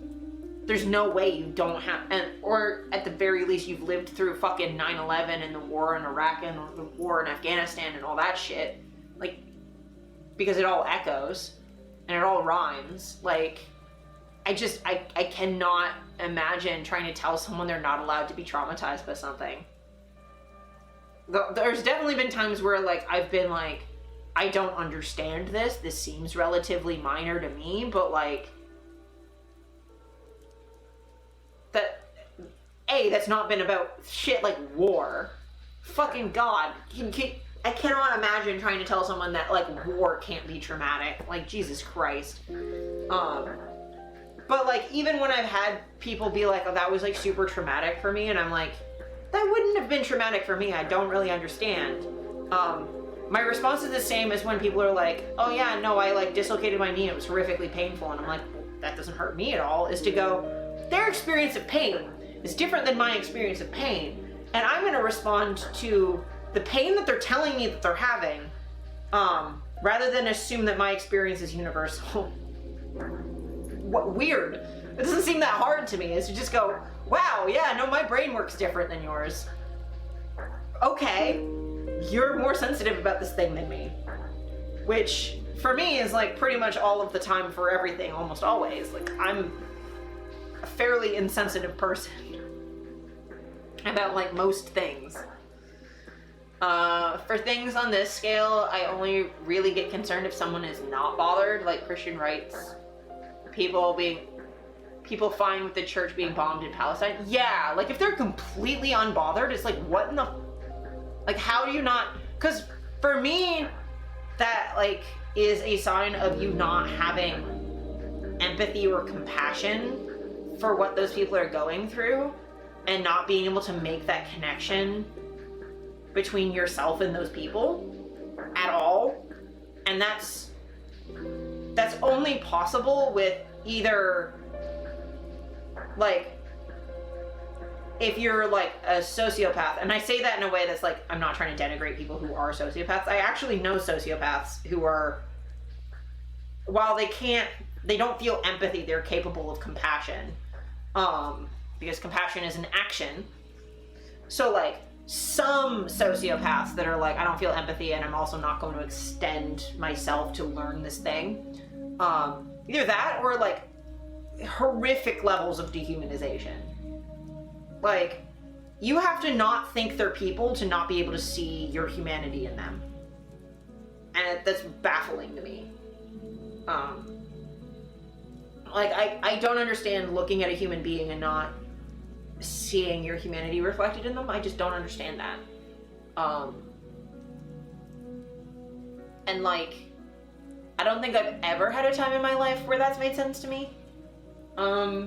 Or I've had a problem with that particular thing. Like, I've kind of always been at least able to go like, that's a person.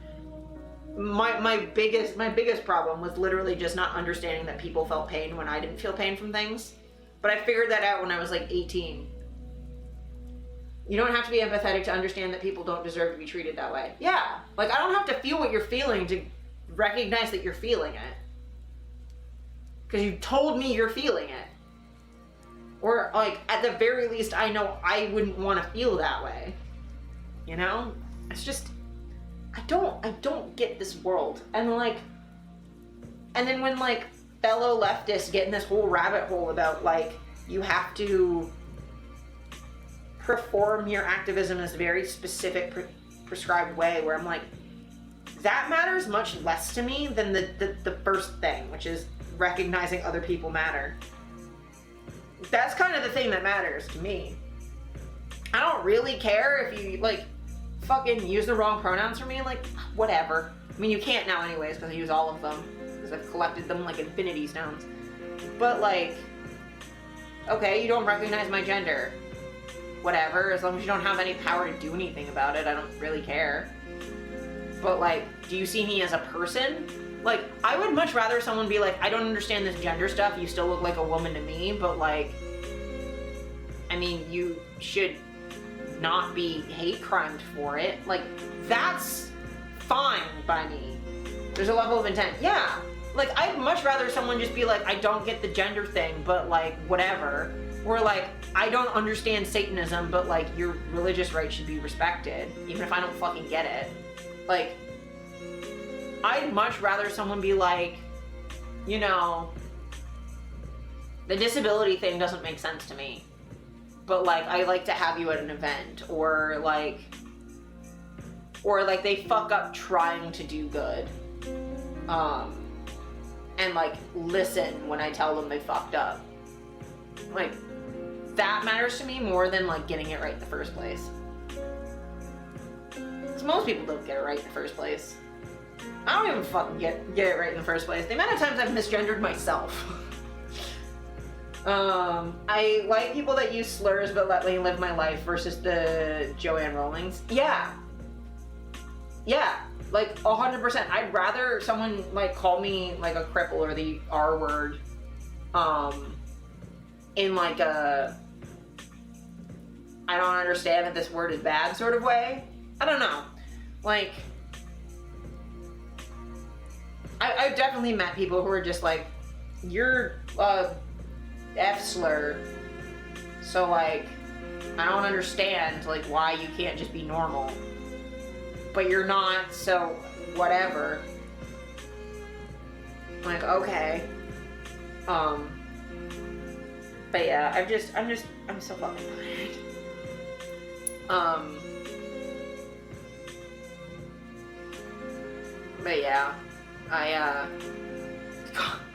today's stream's been a little heavier than I intended. I just meant to be like, yeah, there's this whole fucking thing with TST, and then we went down a rabbit hole. But that's fine.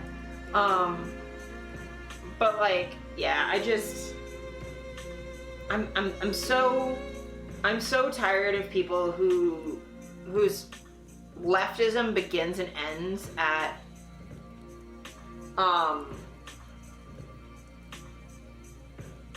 saying what is popular when don't we? I mean, fair. But like, I don't care about what the right thing to say is or whatever. I don't care about what the correct position is. Because sometimes the correct position is wrong. Like, I'm a sex worker. The correct position is often way off the mark. And I'd much rather people like, I'm tired of people whose leftism begins and ends with their own feelings. Yes, that's the thing. When like your leftism is like a way to justify your own disgust or dislike of something, or to address only the things that affect you, like that, like it isn't intersectional and it doesn't take into account other people's experiences. They're different. Like, it's like if my leftism didn't include race because I'm not black and it only included fucking sex work and disability and gender shit, it's like, I mean, cool, but like I need to care outside of myself. And like, I do for this, just because, you know, people of color are people. But also like, I feel like people often miss how these like, all of these things intersect with each other. Like, all of the racist ideas of like pimping affects me directly. Like, I'm fully aware that like every single time there's like someone, like there's like fucking sex work stings, it focuses on people of color first before people who look like me. I'm fully aware of that. Or like, I'm aware of like the like anti-trafficking laws in the US started with like white slave panic. And it started in racism. And like a lot of the like anti-sex work laws here in Canada started with like the Indian Act and anti-indigenous racism. And that fucking affects me directly every goddamn day. Oh, also, speaking of, that reminds me, there's also a bill here in Canada that's going through its final stages, and it sucks ass. Let me just double check which bill it is, because like I know what it's called, I just don't remember like the specific bill name. You know how it do, how it be.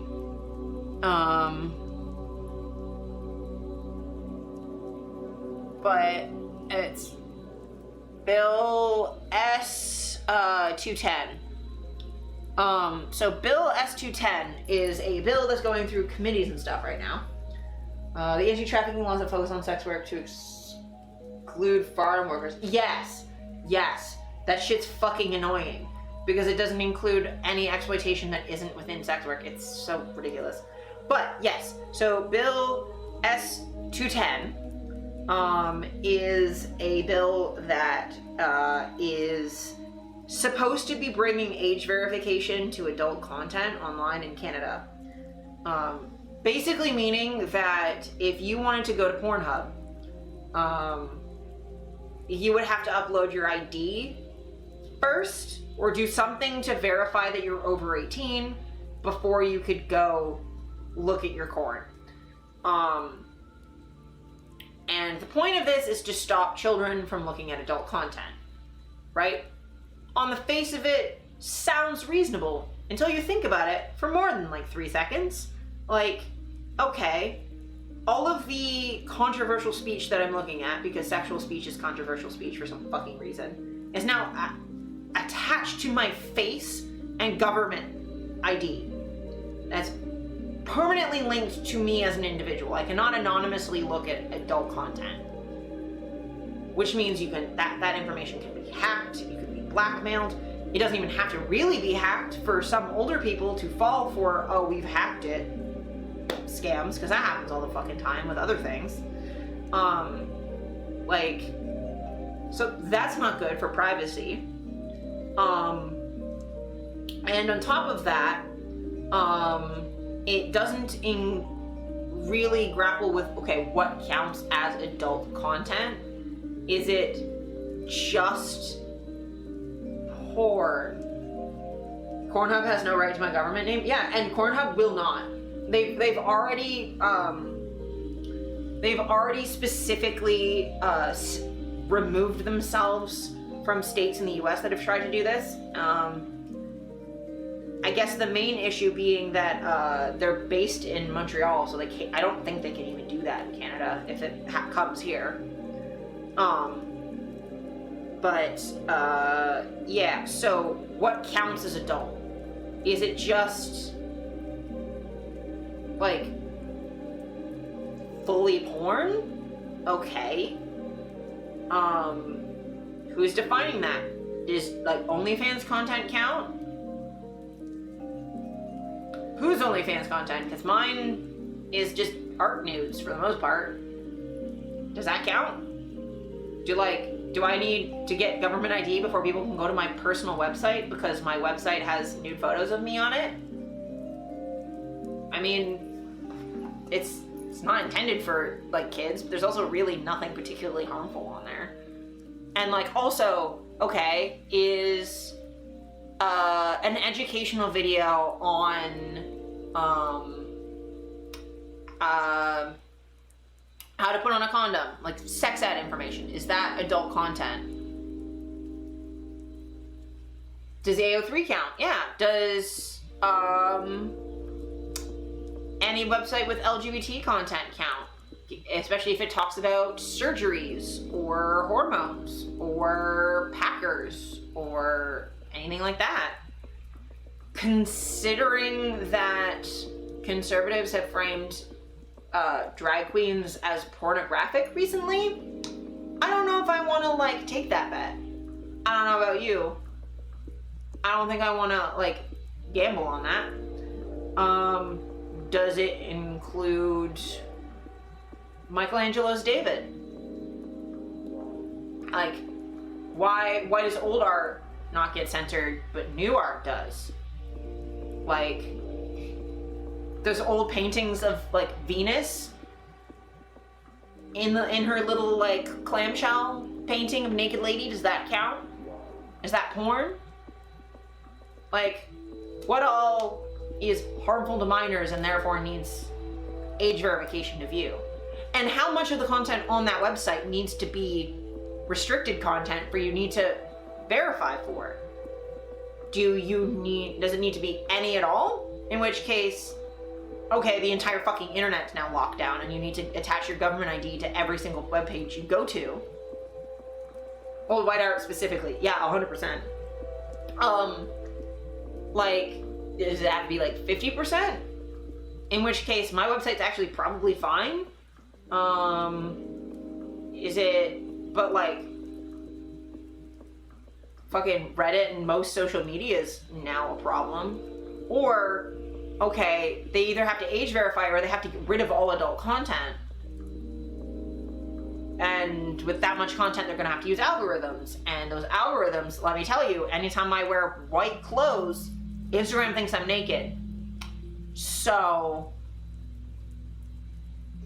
I can't be online because I'm too pale, and the algorithms think I'm naked all the time? Can I not be on the internet because my thighs are too big, so Instagram thinks I'm naked even if I'm fully clothed and wearing black? Sometimes it just thinks too much thigh, therefore naked. Like straight up, I've had like a photo of me as Spider-Gwen taken down from Instagram because it's too lewd. And it wasn't like a booty shot. It was literally like me standing like this. So it's just here. I'm like, that's what? Like, I get that I'm in spandex, but like, please, come on. I showed my parents that photo. I'm pretty sure it's fine. I'm pretty sure if I can show my dad and my mom a photo of me, it should be fine for Instagram. Apparently not. So do we want that algorithm deciding what content you can see on the internet? Because also most people do not age verify. They refuse to, because this has been passed in a couple states in the US. It's also been in France and in Australia. And people do not fucking age verify because it's annoying and invasive. Spider people in gimp suits confirmed. Oh my god. I mean, yeah, kinda. But just like there's no reason for any of this. And let me see, there was I'm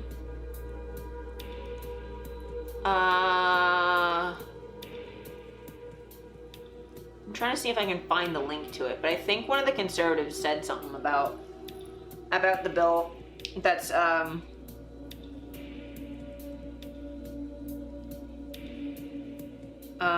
little bit sus. I'm trying to see if I can find it.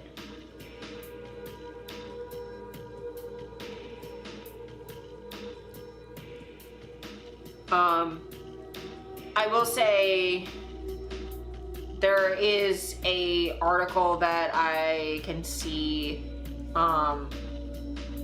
where an identity management company president says the best solution for logging into portals without passwords would be with biometrics. So, like, you know, because passwords are unsafe. This is someone who's also trying to push for Canada to follow the UK. Yeah, and no problem. Thanks for listening. Enjoy your lurk. But yeah, the UK banned generic passwords over cybersecurity concerns, so you can't just use like simple words. I think that's for government stuff. Like, as much as cybersecurity matters, forcing people to bioscan for all of their passwords is scary, especially considering I don't use biometrics for unlocking my phone for a very specific reason. Police officers cannot force you to tell them what your password is to unlock your phone, but they can absolutely jam your phone in your face to unlock it or put your finger on it to unlock it. They can force you to unlock your phone if it's biometric. They cannot do that if it's an actual password. So, just know that if you ever get pulled over by the cops, do not tell them how to unlock your phone. But if it's a biometric, they can just take your phone and go like, you're handcuffed, huh? Boop. Oh, you're handcuffed, huh? It's a face scan? Oh, your phone's open now. They can do that to you. So, like, these biometrics companies are trying to push to get money. And once we start opening this door and we let them in, that's not really great. I'm trying to find, I'm pretty sure I saw an article that was talking about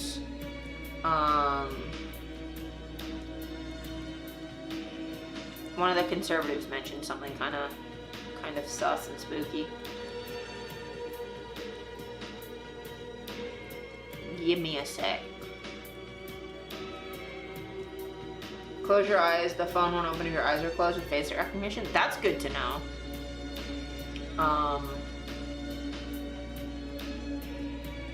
Cause yeah, that's also welcome in, your Uncle Meatball. I responded in my head, but I appreciate you being in here. It's good to see you. It's good to see you. I cannot for the life of me find this article that I was reading earlier.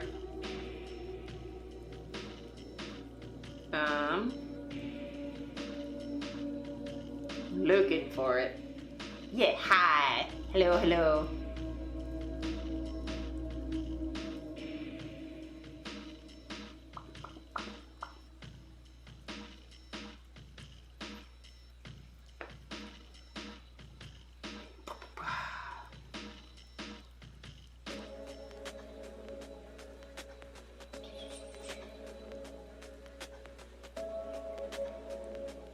I think I might have found it.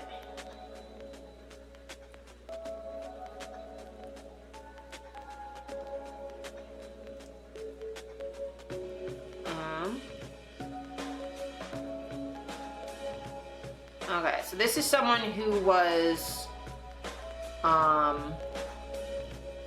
live tweeting this earlier.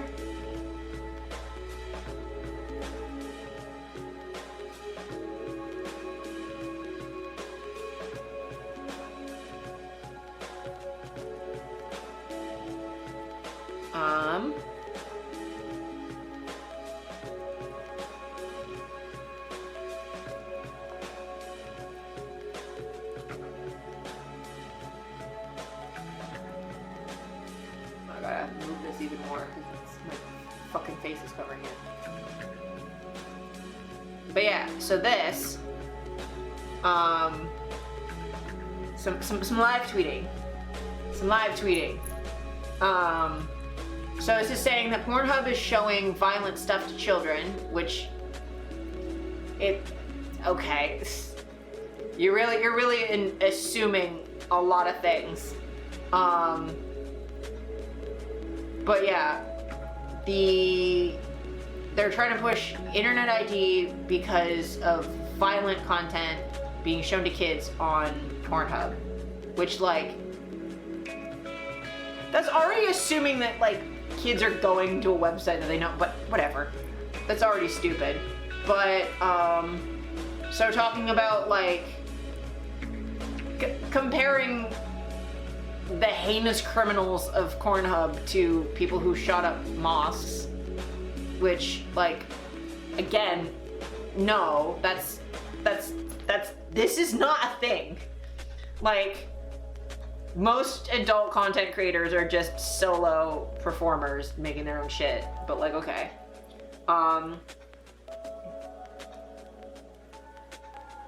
So like, they want to protect kids, and to do that they want age verification, and they want to stop non-consensual sharing of images, which is not how that works. That would be an upload filter, yeah. So the only way to stop uploading of non-consensual images is, again, to like look at everything coming out, right? So, already we have this is from the this is a live tweet from the Parliament session on the bill today. I think the Senate session. But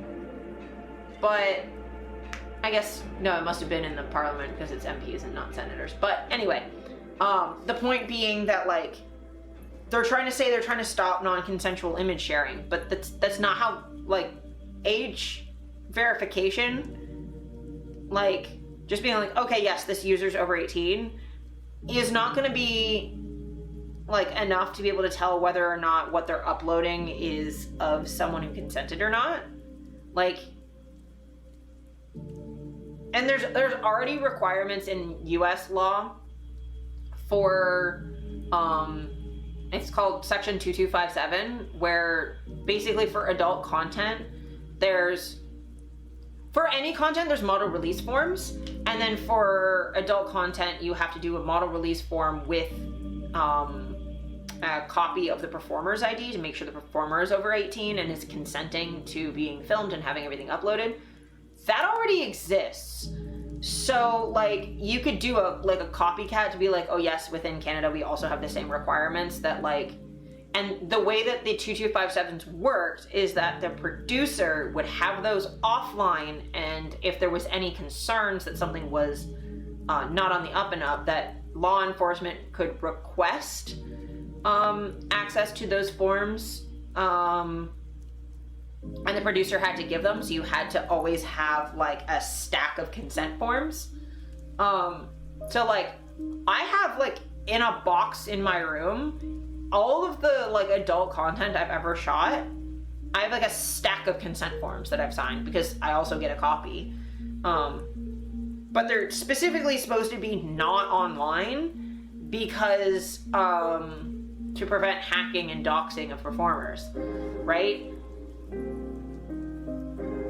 You can't, like, age verifying the producer doesn't mean that the performer is of age, though. Like, just because the person who recorded it and is uploading it is, say, 25, doesn't mean the person on film is, unless they're the same person, right? So that's not how things work at all.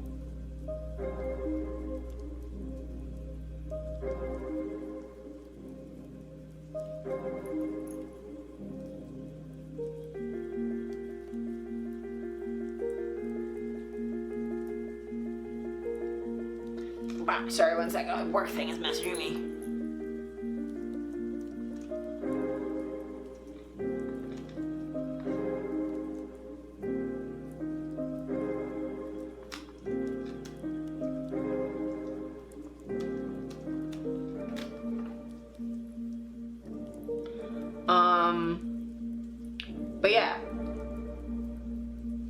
So then they try to adjourn it right afterwards. And then they're going to push this through using the notwithstanding clause, which is fine because it's going to be reviewed after 5 years.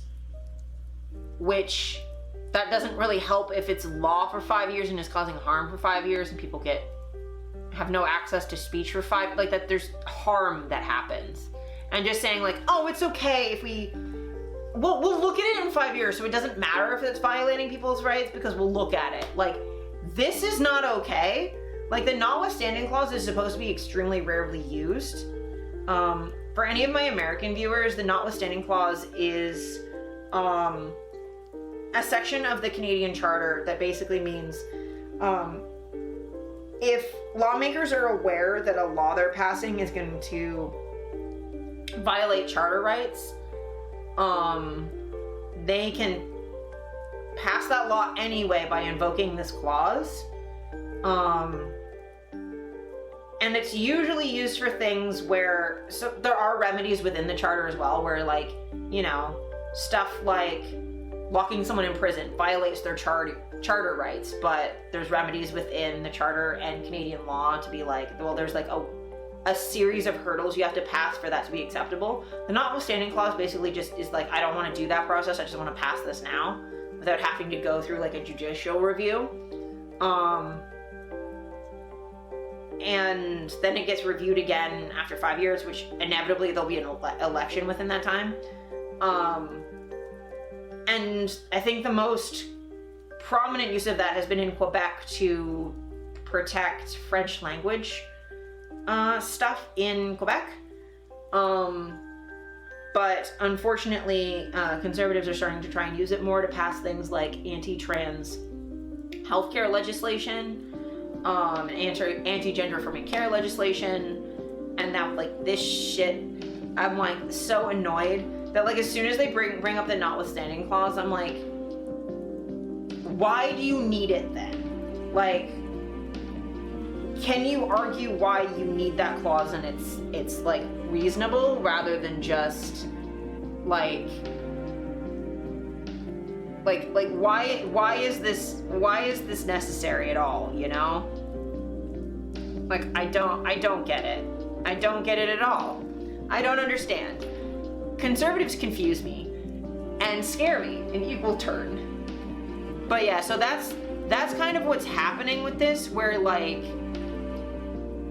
the conservatives are trying to bring up this law to age verify for accessing adult content, but they're already moving the goalpost and saying it's going to be for more than that. So, you know, that's a problem.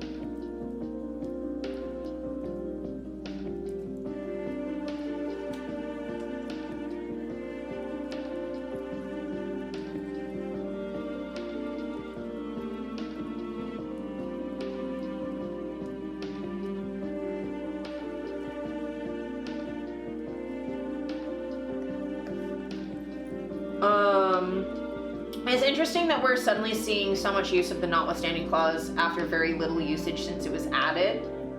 Yeah, so again, I'm not a lawyer and I'm not super well informed on a lot of these things, but I will say that my read on it is that for a very long time, conservatives here in Canada, while having their own problems, were mostly playing within the established rules and the established norms. But there's been a large growth of something called the Seven Mountains Movement. The Seven Mountains Movement is basically a conservative Christian movement to try and take control of the seven mountains of society. So like government and art and church, and there's like certain segments of society that they're trying to take control of. I think education's one of them. And once they get enough control of all of these seven segments of society, then they can enact Christian nationalism, which is not great for the rest of us. And there's also here in Canada as part of that movement, that the Canadian Charter can be amended, but it requires a majority in the House, like a majority in Parliament from the governing party, and I think it's 7 provinces or territories.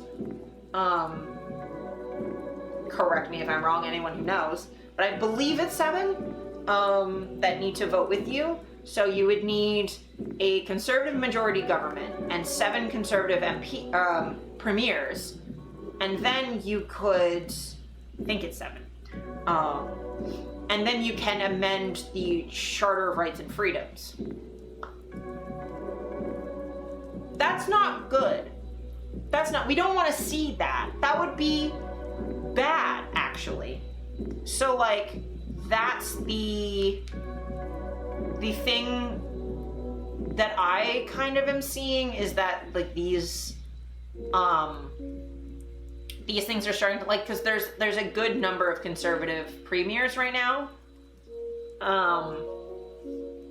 and the notwithstanding clause also allows them to make bigger moves towards the sorts of changes that they want. And conservatives definitely want control over what you can see online, because you can't really mount resistance if the information you have is controlled.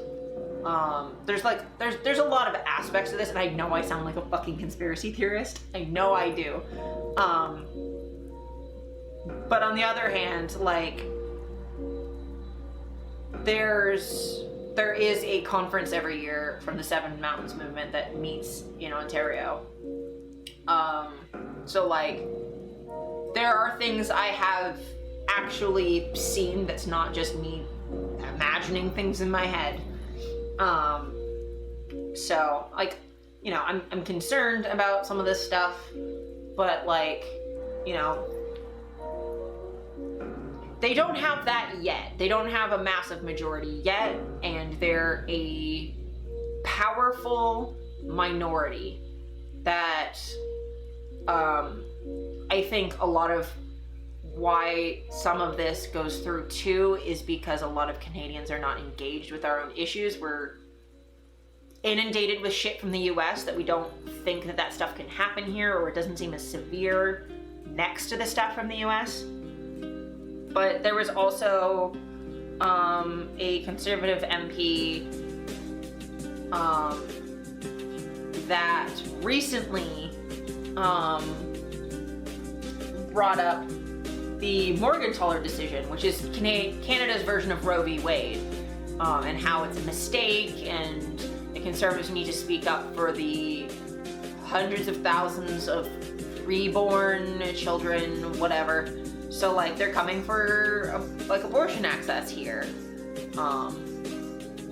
which was previously unthinkable. Like, Conservatives used to come forward with, like, you'd get backbenchers that would come forward with anti-abortion, like, pro-life bills, quietly, but now they're, like, being very blatant about it. So yeah, not thrilled about it, and as much as I don't like Justin Trudeau, I would rather have a Trudeau than Pierre Poilievre. Like, by orders of magnitude,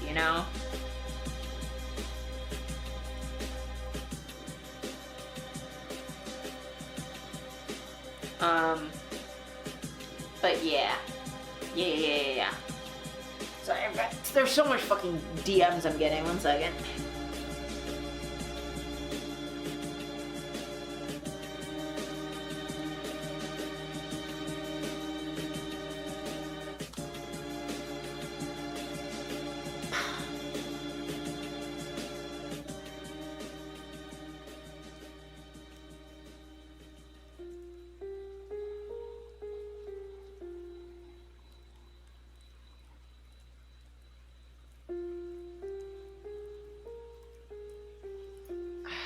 Anyway,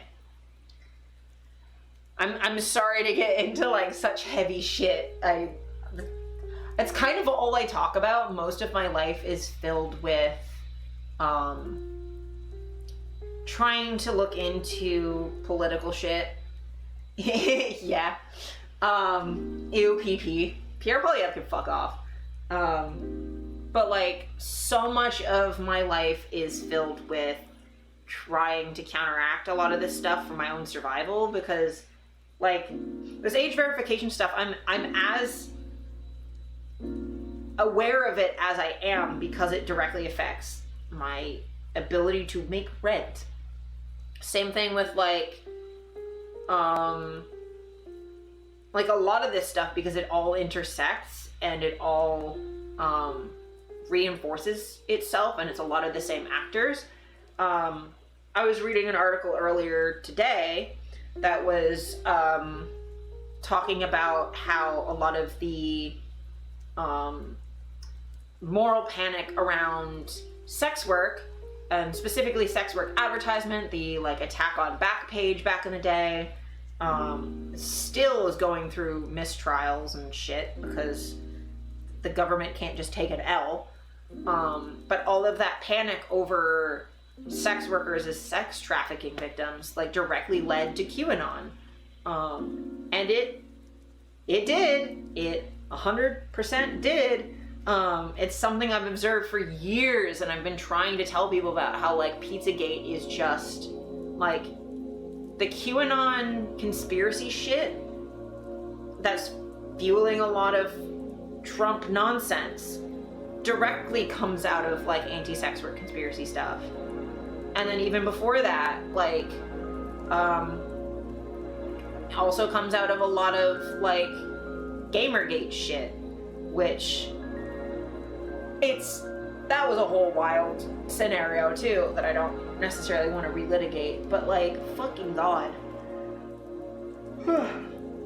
I just so much wish that I wasn't constantly the like Cassandra with the prophecy, the curse of prophecy, and like knowing stuff's coming and not being able to do anything about it. It's incredibly annoying to see this stuff coming over and over and over again, and then not have any ability to prevent it from continuing to happen.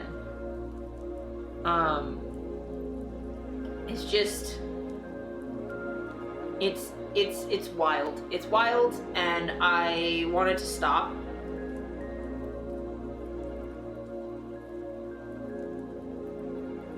I wanted to stop so badly.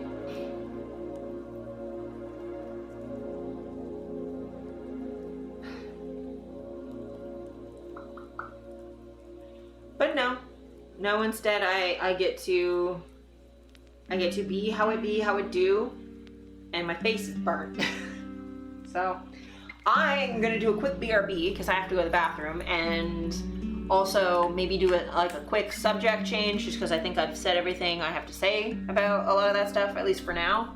I'm thinking maybe for the last hour or two do like some rope stuff, because I did a rope shoot yesterday and I have a bunch of rope to like reorganize and put away anyway, so I might do some rope. And if y'all want to like, I have a new channel point redemption for like media requests and stuff, so if you ever have any like not TOS violation stuff that you want to like have me look at, let me know. Because I would be down. I would be down to do the thing that's the thing that it do, that it be. There we go.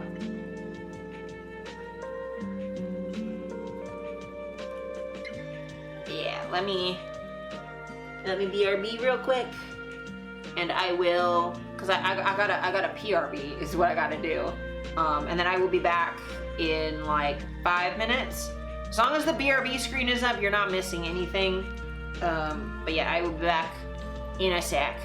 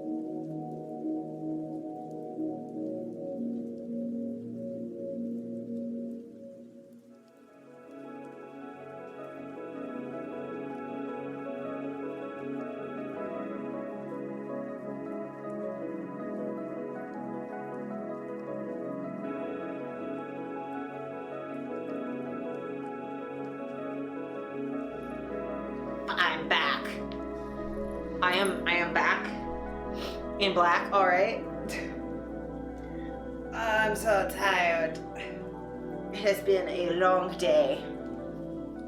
I say it's a long day. I haven't even fucking done anything. I just woke up and was still tired because that's on anemia.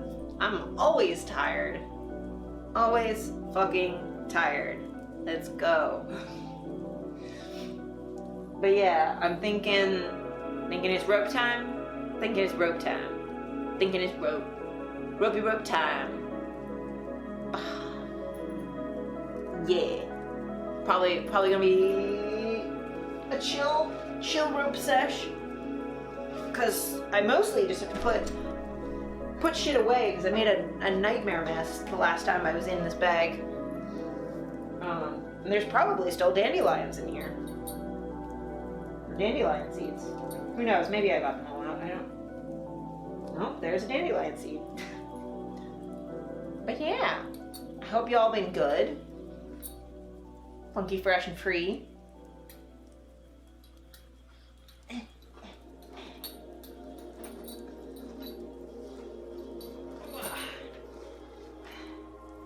I also had a rope date recently, so that's nice. We didn't do any rope, but we talked, and we have a scheduled day for the actual rope part now.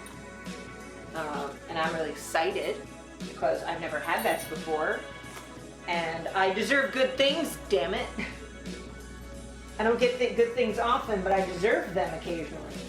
So I have all of this that I didn't put away properly because I was outside and I didn't feel like it. Rope smells good though. Rope smells good. So I'm gonna be sitting here untangling shit, putting it away, and then I'll do more rope, and then I will untangle more and put more away. This is what, honestly, what are you doing? This is honestly what rope is a lot of just untangling rope and then putting it away.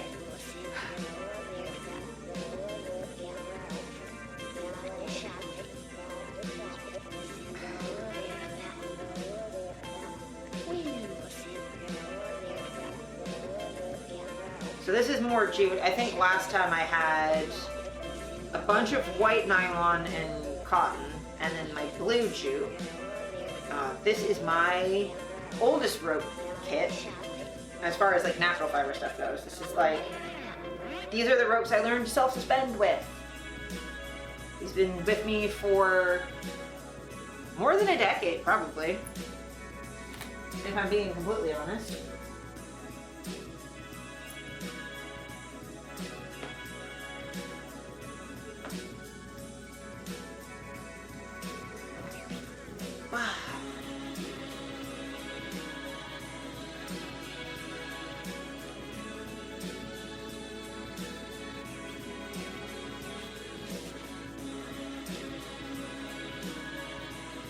I'm also excited because I have leftover pizza for dinner. I'm excited. I'm excited for the za.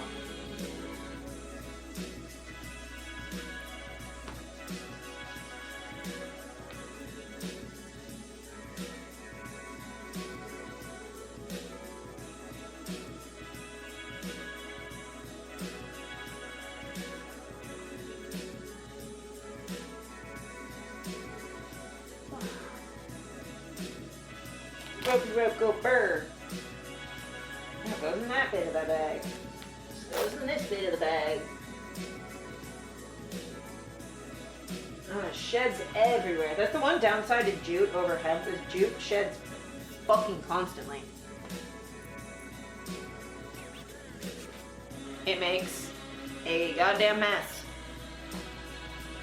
Even this jute, which is like a decade old, still fucking sheds everywhere. I wish it wouldn't, but it does.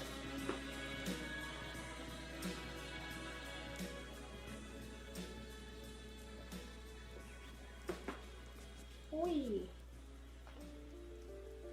Oh, what am I gonna tie today? Maybe a mermaid tie, since I'm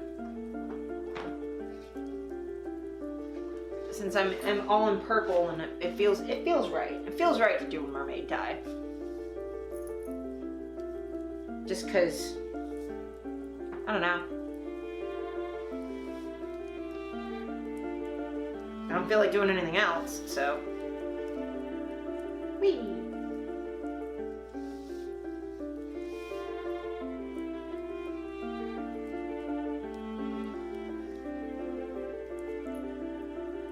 Make sure I don't twist all of this everywhere.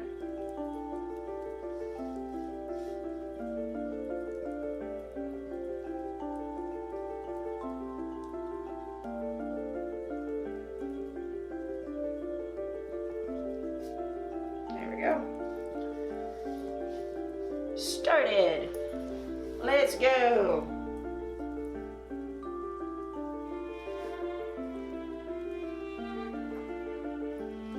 Whee. I need to stop twisting this so much.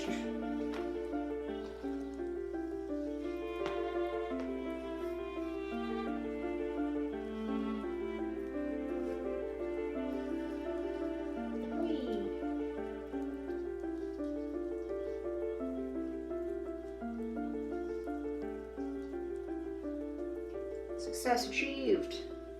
I need more rope.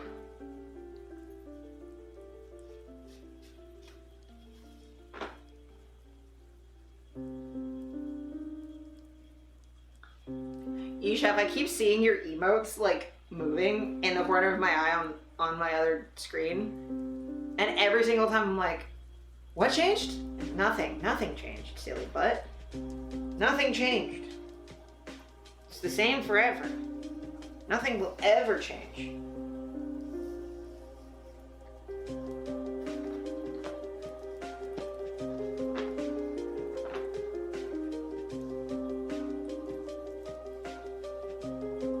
I do enjoy a good untangling. Yeah. Untangling is a good time. Maybe tied that a little low. Actually, I'm gonna fix that real quick. This is the problem, time my fucking on the couch where I'm like sinking in a bit more than I usually do. It's okay, it's gonna be fixed.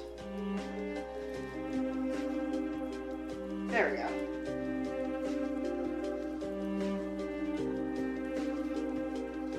That fixed that. That's better.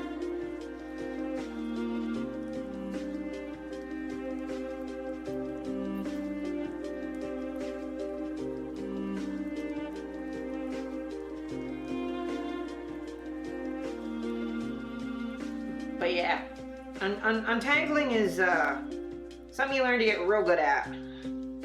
Cause like, man, the rope shoot I did a little while ago, where I had to do like the big old spider web with all that white rope, was a time. Cause I was using a lot of like white rope that was new, so it wasn't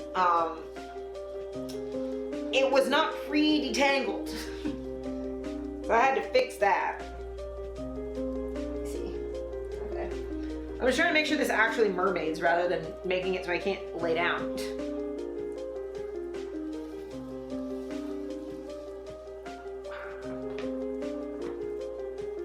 There we go. Now it's not on my fucking knees.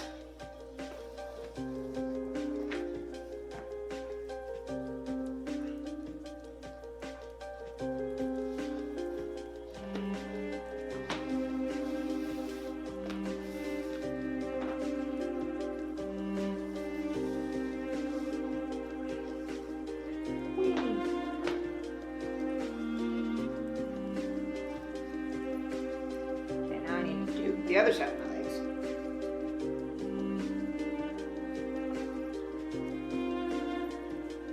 You really do just have like the best fucking emotes though, bro.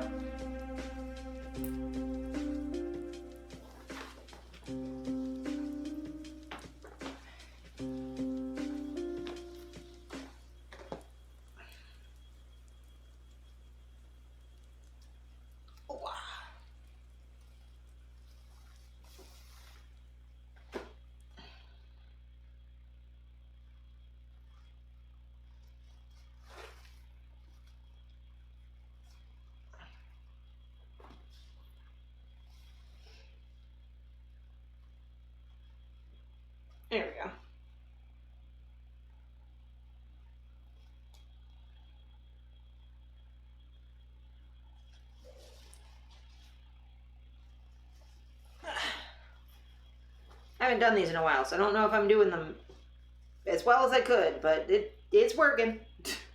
It is working. I need another rope. Let's do a little one.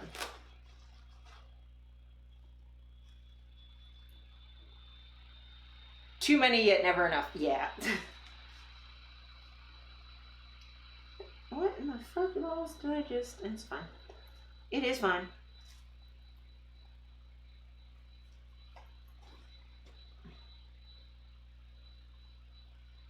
You also use them very well, which also helps. I think the music playlist ended. I'm gonna have to loop her a little bit. See, this is where this is where having a fucking actual proper stream setup would help, but I don't. But I can, in fact, reach my laptop from here, so that's helpful. Oh my god. I have rope fiber in my eyeball. That's okay.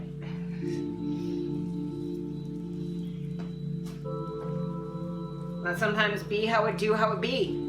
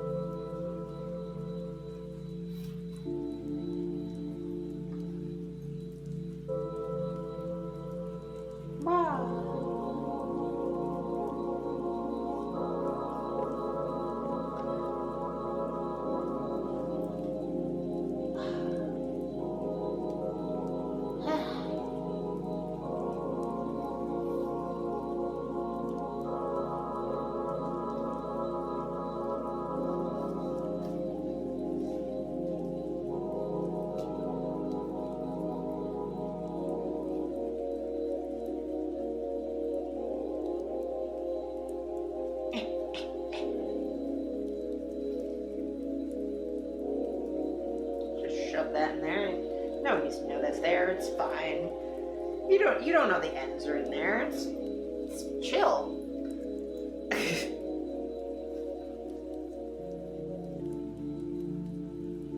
But yeah. So this is what I've got going on.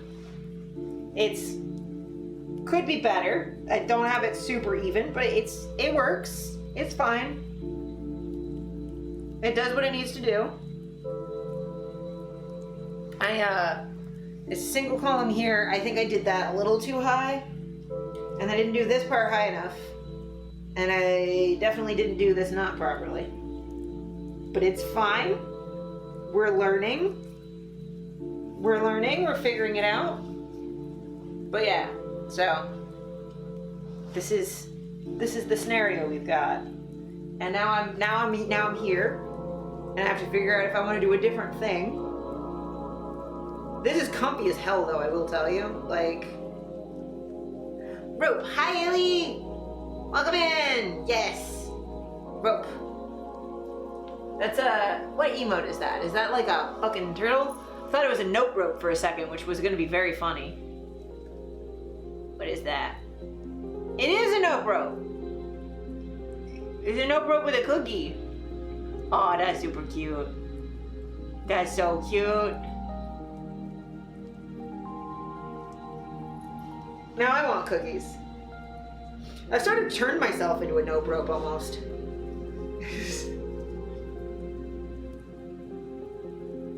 Yeah. I think I am too fast at tying. I'm gonna try this again though, because like I definitely, just gotta be careful. But this bit is not, it's not doing what it needs to be doing. It keeps falling down. But this is what we've got. In the middle of packing a move, figured I'd lurk. Hell yeah, hell yeah, hell yeah. I appreciate the lurky lurks. It's always good to have you in here. And yeah, rope. Yeah, I'm gonna untie this and see if I can do this better. I know I can do better. I can do better than whatever the fuck I just did. Where the fuck? See, I hid the ends from you guys and then I couldn't find them. How dare I? How dare I do that to myself?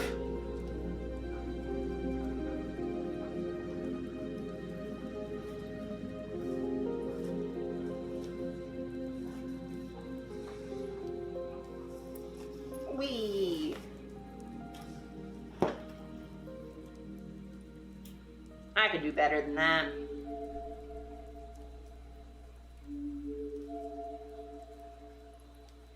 Wee.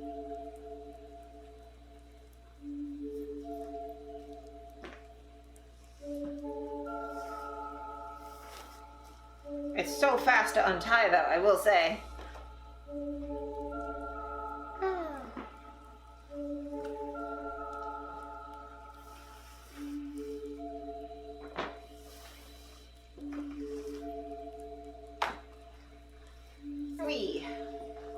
It's okay.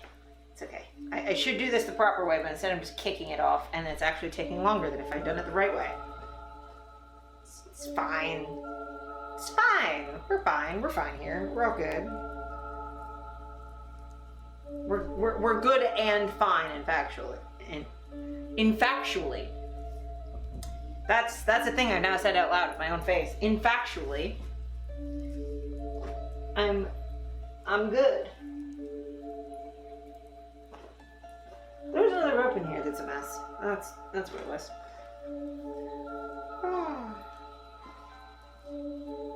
So I don't need to redo the single column, but it's the rest of this that I fucked up somehow. I don't know how I fucked it up. This is not like the hardest tie in the world to do. But, you know, here we are.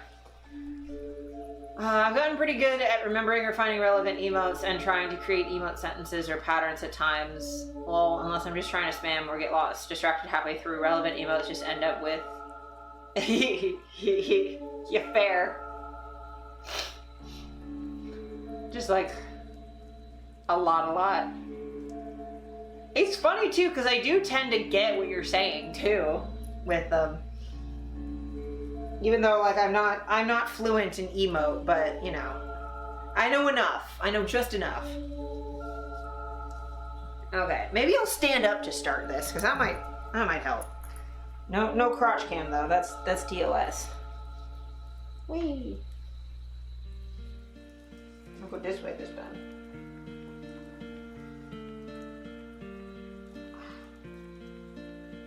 It's gotta get that like up higher so it'll actually stay.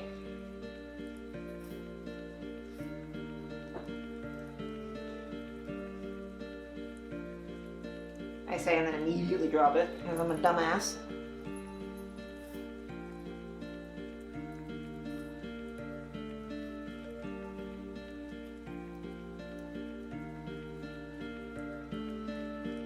Okay.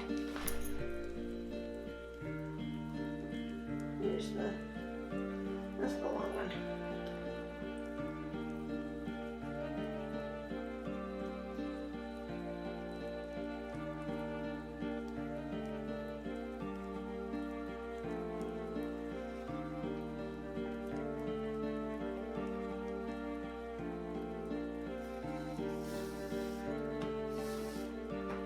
Let's see if I did this better this one.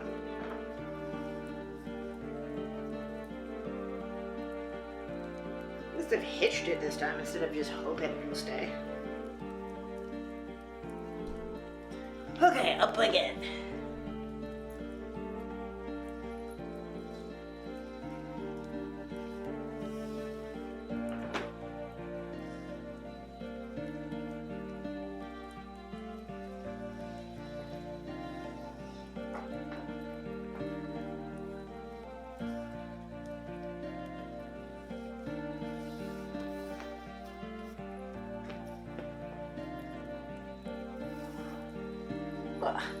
There we go.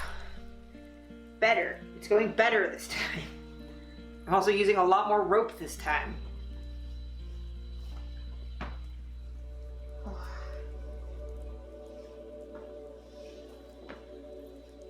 I'm so excited for pizza for dinner. You have no idea.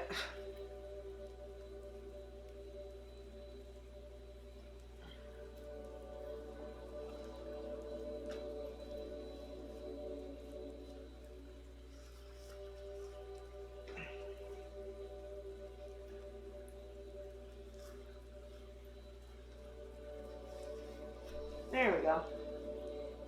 Need a long rope. I don't think that short one's going to do it for us this time.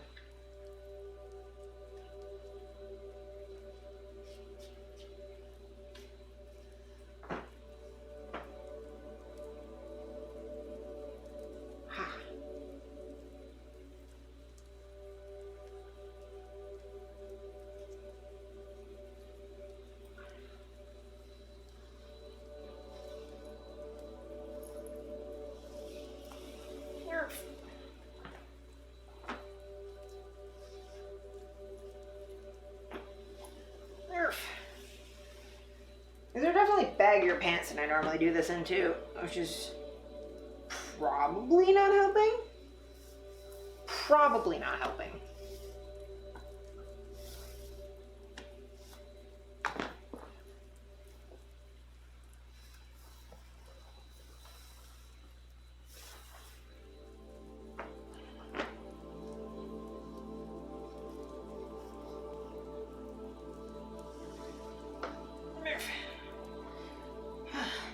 Oh, now you can't see what I'm doing. 1 second. There's no point in doing this on a stream if you can't see it. I have jute in my mouth. Downside to biting everything. And there's still dandelion seeds on fucking everything.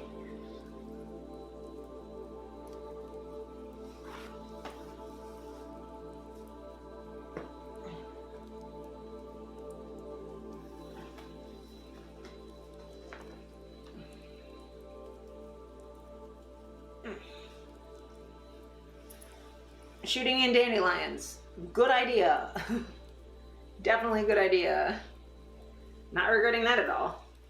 I'm not. The photos are great. I just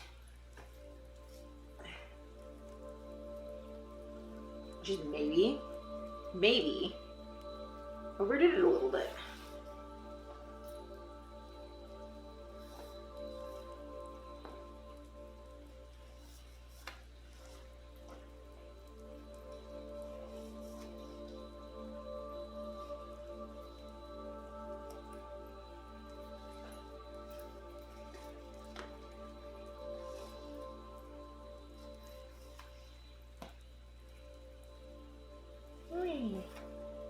I will say, doing rope in like a park near like trees or flowers or the grass, such like a relaxing, nice vibe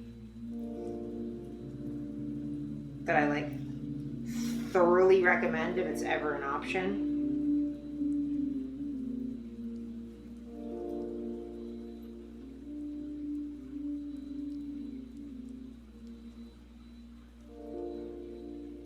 Bah.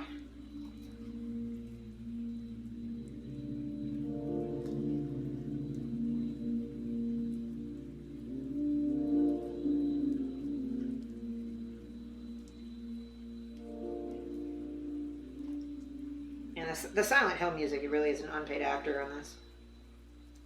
On the vibes for today. I love when I get a hangnail caught in the rope. It's a fun time. But yeah, I think this attempt is better. It's more rope. It's staying better. It's not sliding down constantly, so that's a good sign. And it's actually, I mean, this one's moving a little bit, but that's okay. I think it's just my thighs are a shape that is not perfectly cylindrical. But yeah, that's what we're going with now. So yeah, just gonna hang out in the rope for a bit. Maybe I'll think about adding more later, but I think this is like a decent amount. Mermaid for mermaid. I got little flippers. You can really see it with the black behind me, but so this is where we're at. This is how many ropes did I use? 2, 3, 3. It's 3. So 90 feet roughly. between 75 and 90, somewhere in there.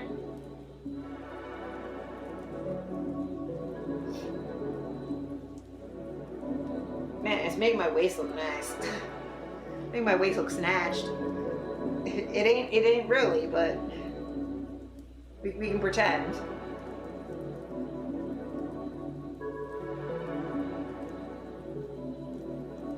Man, y'all, when we get that follow goal unlocked and I can do a partial, the very least that'll take more time.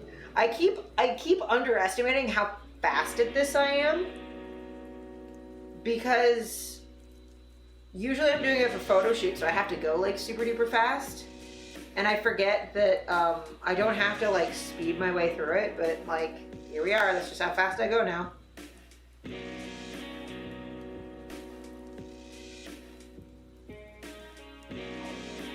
Ooh, someone's texting me. Who the fuck is texting me?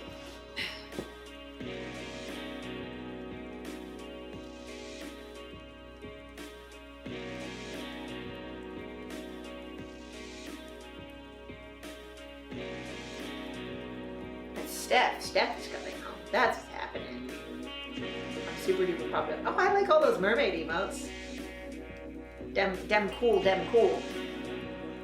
You know, Steph's just come back from Planet of the Apes, I believe, is what she was seeing. Maybe you'll get a rare Steph on stream moment, because she doesn't often feel comfy being on camera, but she might today.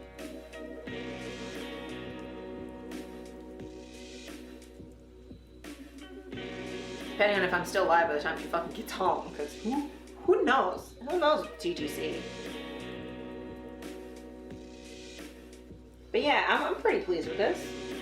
And even the back is not astoundingly messy, considering I did all of this over pants.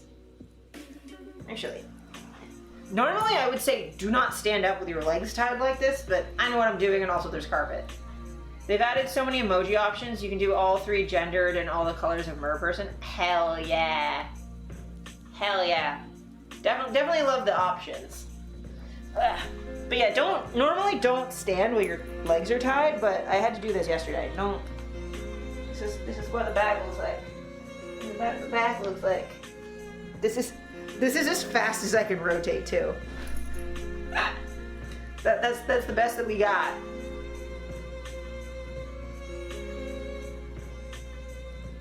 That's all we got. But this is also, like, I'm not kidding, like way comfier than it looks. Like, this doesn't hurt at all. Like, the only real pressure is like here, and it's like, it's not that much. Like, I could pull harder on this. It's fine. It's gonna not hit my rib. Yeah. You'll be so surprised how comfortable rope can be. Ow. That was just my bones being weird. Yeah, rope is comfy. I would say, speaking of mermaids, I've lost track of which emoji Unicode version we're up to. That's fair. But yeah, don't do rope in water though, because rope swells when it gets wet, and then you can't undo the knots, and it's a problem, and usually you have to cut the rope off. I've done that on purpose once with some like twine I didn't really care about from the dollar store. But yeah, just don't do rope in the water. It's dangerous. I mean, most rope stuff is dangerous, but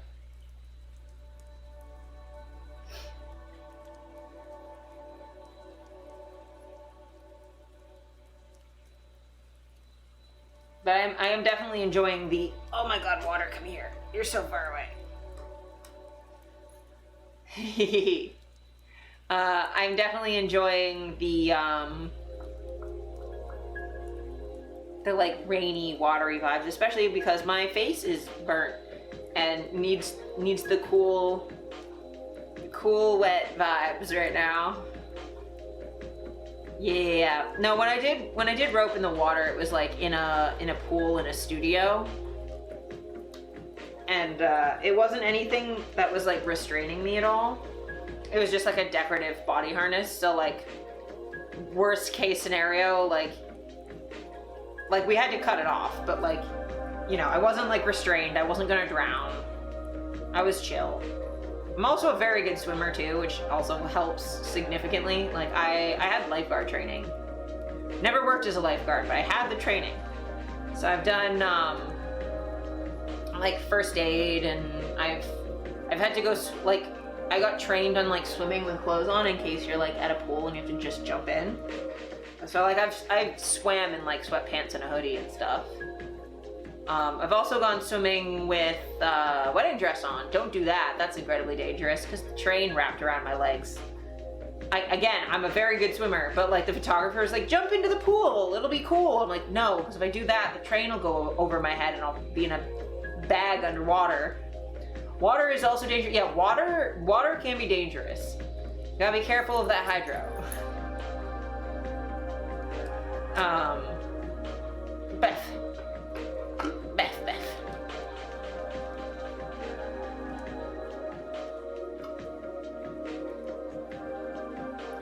But yeah, don't swim in wedding dresses unless you know what you're doing. Do as I say, not as I do. I do dumb shit constantly. You also probably shouldn't do photo shoots in fishnets and a bodysuit when it's like -16 and windy. You probably shouldn't do that. You probably shouldn't sit in the snow in fishnets. There's a lot of things that I do that no one should be doing, but I do them. Mostly stuff in the cold, because I'm way better with the cold than the heat. But yeah, don't do rope in the water. Don't be in -16-degree weather in lingerie. Don't sit in the snow in lingerie. Don't wear metal rings when it's like -20 degrees outside for like hours, because your rings will shrink and they'll be stuck on your fingers. What other stupid shit have I done? I don't know, I do dumb shit constantly. I once did a photo shoot so hot that the eyelash glue melted into my eye. That was fun.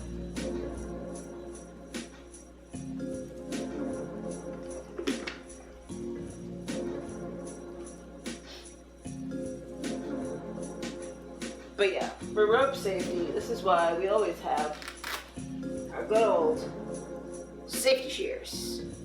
Safety shears. Safety shears. None of these very specific situations that have definitely never happened. Yes, exactly. Never, ever, ever. But yeah, rope, safety shears. These are good. These are your best friend because they have a little like thing on it for going under people. For going under stuff so you don't cut the people. They're also not really that sharp. Like, they're fine. But I don't know how they're not that sharp, but they will cut through fucking, I've cut through a penny with these. Not even joking, I have straight up cut a penny in half with these. Medics also call them penny shears because they can cut pennies in half. So that's a whole thing. But these are good because they can cut through the rope in case of emergency. And you might think, I'll never have an emergency. You will. You will, and it'll be embarrassing or dangerous if you don't have the shears. Because like, I've not had to cut the ropes in an unplanned scenario, but I have definitely been fireman carried out of a building during a fire alarm because we didn't have time to undo my ankles. So we just carried me. I've also been in fire alarms where I walked out, but I was arms tied behind my back, chest harness. So, you know. Or I have had medical situations where we've had to get me out quick, so. Luckily none of those have been like super urgent. They've just been like my own normal medical stuff. But yeah, definitely a thing to be aware. You never know. Better to have them and not need them than need them and not have them.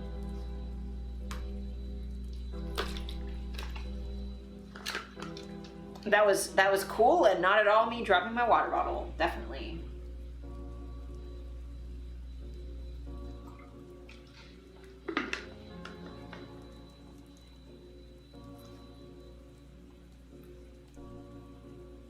Yeah.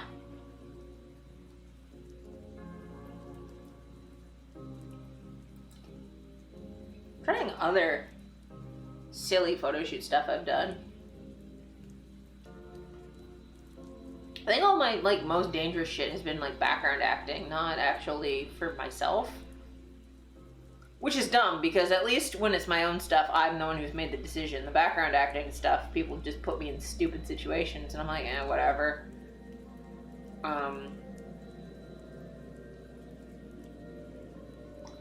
My worst rope injury was during a photo shoot at the start of the pandemic. I self-suspended and fucked up my ribs. But that was entirely my own fault. I shouldn't have loaded my harness that way. I put the weight too low. So these ribs got all fucky for a couple days. By a couple days, I mean like a week and a half. It's fine. You don't need all of your ribs. That's what you have all the extras for, right? Right? We have extra ribs. It's fine. Bye.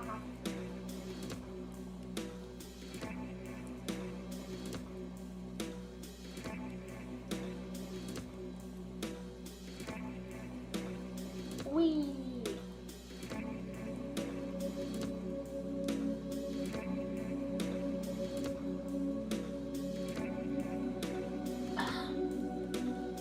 Oh my god. Opening stuff by accident. As you do.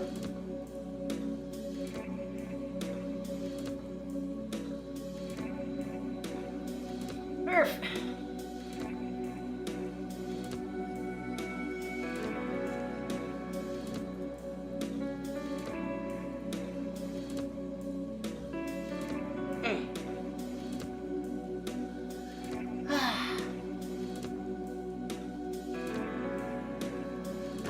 What the fuck, is that a fucking cat?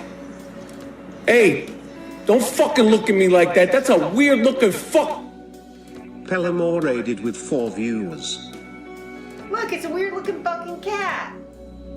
It's me. Welcome in, readers. It's good to see you. Hi, Pella. Hi, Joes. It's good to have you in. Thank you for raiding and bringing your community in. I am Azura.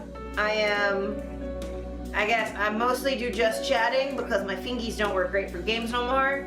And I also do rope on stream because that's the thing I'm allowed to do now.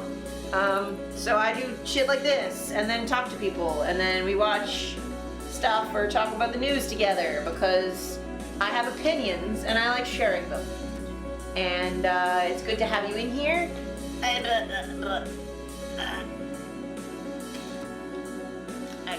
gotta do a thing. I gotta do a thing. This is hard to do from here.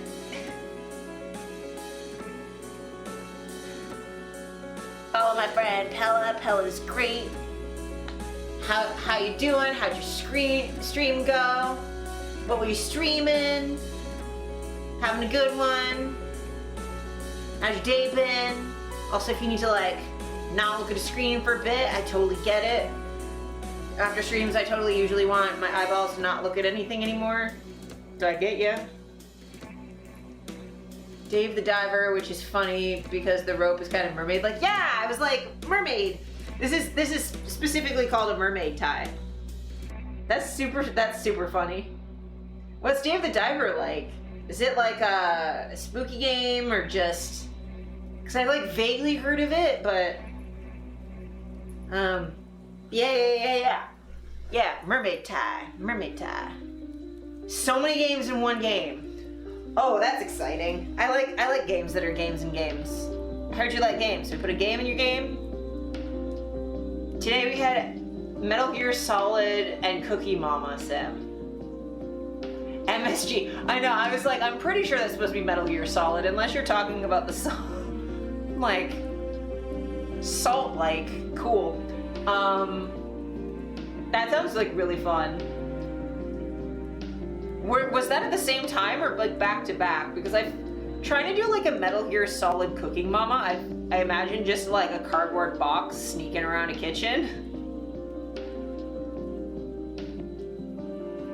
pretty close together? That sounds fun. That sounds really interesting. The game comes at you fast. Okay. So just like a lot of like rapidly cycling through different things. That makes sense. That makes sense. Have you, I know you were, speaking of raiding, how your raids recently been too, because I know you do a lot of FF14.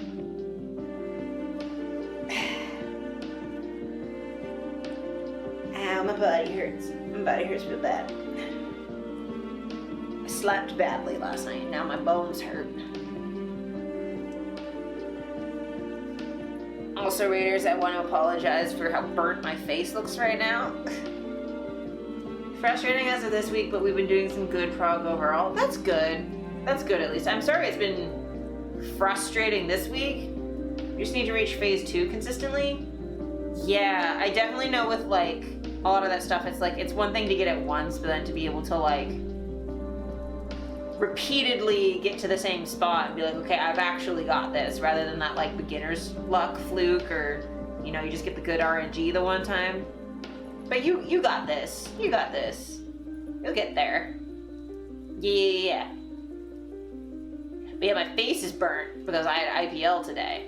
So that's why I was like mermaid tie, purple, rainy vibes sort of situation, because I had IPL and they maybe cooked my face a little bit more than they should have, which is not their fault. They used the same settings as last time, and my face reacted in a way that it doesn't normally. It was just like, how about instead of normally where they zap you like 3 times on like the highest setting and you don't care, they'll zap you once and will immediately start blistering.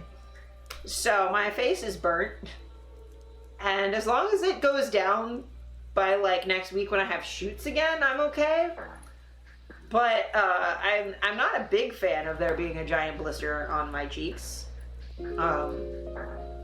It's funny too, because the side they said that was gonna blister is actually doing better than the other side. But I think it's because they put ice on this side more than this side. But yeah, it'll be fine. It's just like a little bit, I can see my cheeks, they're like up more than normal. But yeah. I'm glad stream went good. I'm also really happy the weather's been really nice. It's been like warm, but not like too warm. And it's been like a good amount, because it's like been sunny too for all those people all winter when it's all dark. Like finally fucking have some like sun, but there's enough clouds that like my eyes don't hurt. So it's been like a nice, beautiful middle ground. Yeah, it's been gorgeous. Like sunny, but not like blindingly bright. A little bit of rain here and there, but not like torrential. Warm, but still like a little bit of a breeze, nice enough to still layer. It's like perfect weather, which has been nice. I've been sleeping with the window open too, just to like enjoy the breeze, because I know it's eventually gonna get so hot I can't open the window anymore. But hopefully that won't be for another like couple months. Fingers crossed. Like knock on wood. But yeah, stuff's been good here too. I had a shoot yesterday, which is part of why I had the jute out, because I'm like, I gotta put it away anyway, so I might as well make more of a mess of it. But yeah, I did a shoot out in the grass. I'm like, I gotta shoot something for summer solstice. Long grass. Grass makes me think of summer, so I'll just shoot in some grass. But it was really nice. I was really happy with it. I wore like a summer dress.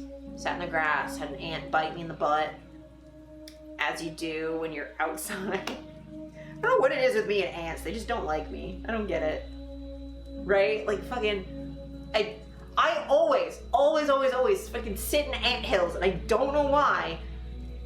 I need to sit in anthills every time I do a shoot around ants. I have to sit on them and get bitten.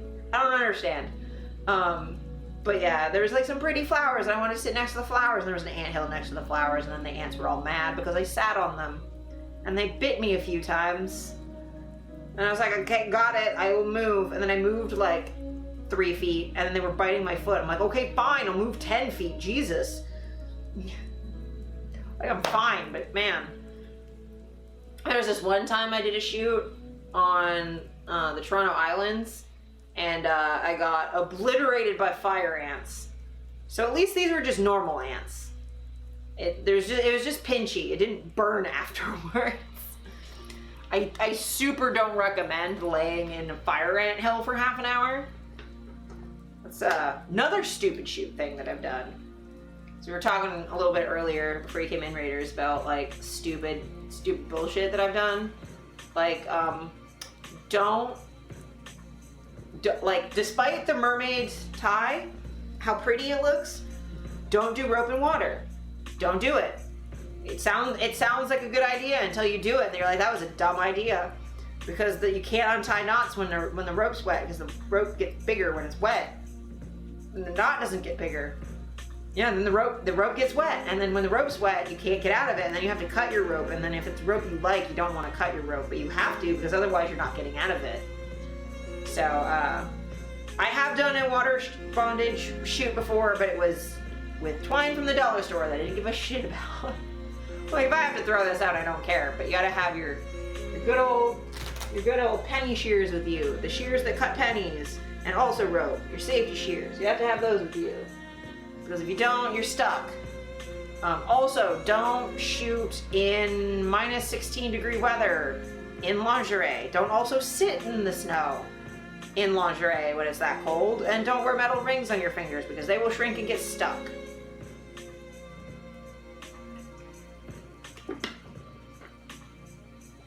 There's just so many ways that can go wrong. I don't think I'm gonna be doing that. Yeah, that's probably smart. Learn from my mistakes and the stupid nonsense that I do for art, and then just go like, yeah, no, actually, that's a terrible idea. I'm not actually gonna do that. That sounds dumb. I also did a photo shoot once where it was so hot, my eyelash glue melted into my eyes. Don't go outside with eyelash glue on when it's like 40 degrees out. I've been wanting to do an Alice in Wonderland shoot with my Gloom dress. Oh my god, yes. Yeah. That would be so pretty. I'm so glad you got one too. I think Salt told me which one you got. It was like I know the name of the black one, but it's the like Alice Tears like light powder blue one that's like ruffles but not like sleeves. I'm remembering right. But yeah, I love Gloom so much. Like I'm so happy. Interrupted by something I don't know what that says. Nakuti Gatwa. Gotcha. But yeah, I was just saying, like, I think I know the dress that... Oh. Gotcha. But yeah, I'm pretty sure Salt told me which Gloom dress you got, and I think that would look really, really, really pretty doing like an Alice in Wonderland thing. I have like a really fancy apron if you want to borrow. But also I think that dress honestly works on its own even without. But yeah, if you ever want to borrow any of my shit, let me know. The person who sold it to me said we should do a shoot and I really wanna. Oh my god, yes. Yes. I honestly, like, that and then like the dark blue velvet one both work so well for Alice in Wonderland, like depending on like what kind of version of Alice you're doing. I was actually talking to Salt about like cause I did Alice in the dark blue one, and I was talking to Salt about it like a little bit ago, that like really all it needs is like an apron and like black and white stockings. It's like super easy to like cosplay and still have it like look really good. But yeah, I'm so thankful that like Gloom has like a in-person store now too, so like people can try stuff on. Especially at like the ends of the size range. Like I know I've like been with people going to try stuff on and they're like, I don't know if I'm like the 4X or the 5X, and I just like want to try stuff on and see how it fits. And it's yes, I am small. Yeah. I will say it's really helpful that a lot of the dresses have like waist ties and stuff too, or like lacing, so you can make it like bigger or smaller depending. Because like I think I have the same dress you have, but in the dark blue and also in black. And the dark blue one I got when it was like, I think it was like one of the last ones, so it's like a size or two too big, but it still fits perfect because I just like tighten all the lacing on it.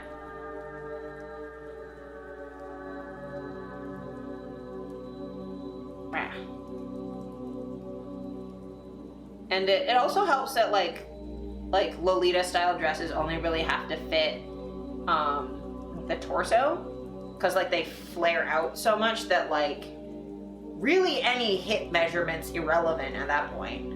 So like that really helps. It just needs to fit like your torso, and like on some of them with like the longer sleeves or the higher neck is like your neck and your arms, but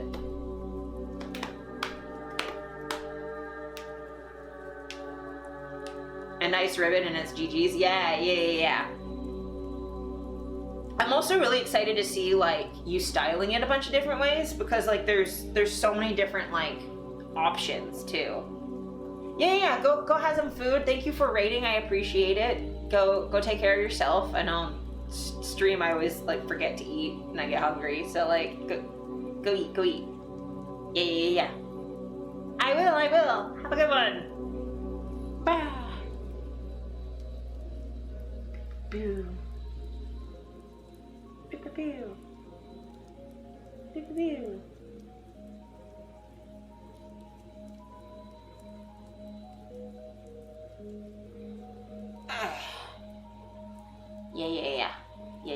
Yeah.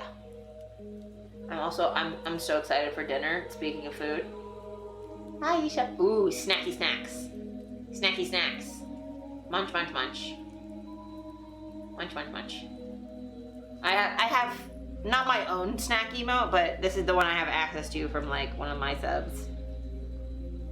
These little ghosty eating snacks. Little ghosty snacks.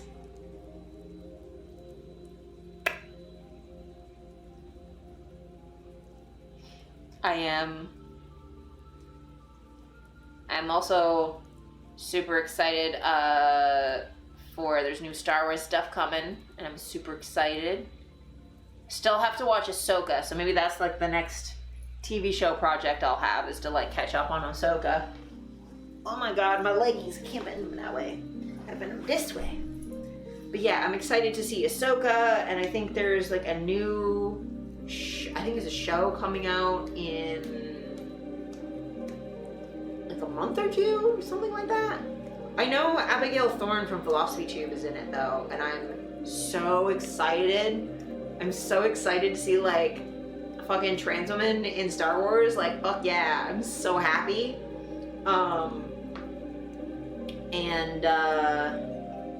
Yeah. I'm so excited. Maybe one of these days we'll actually get a fucking KOTOR 2 remake, but hell, a KOTOR 1 remake would even be great. We just need more KOTOR. I love me some KOTOR.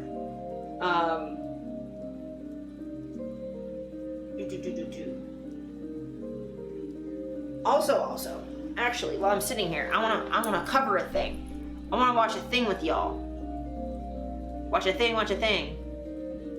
I gotta find the thing, but I will find the thing, and it will be a thing that is good and fun and good and cool.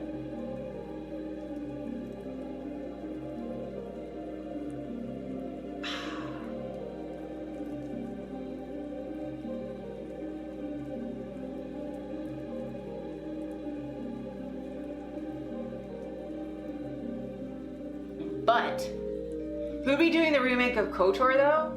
I believe EA was doing it, which is why it's been delayed. I think EA was doing it, which is frustrating. I don't think it was like a remake. It was like a remake, but they weren't like completely doing it the story from scratch. I think they were just trying to do like the Resident Evil 4 remake, like that sort of vibe, where they're just making it not ass anymore.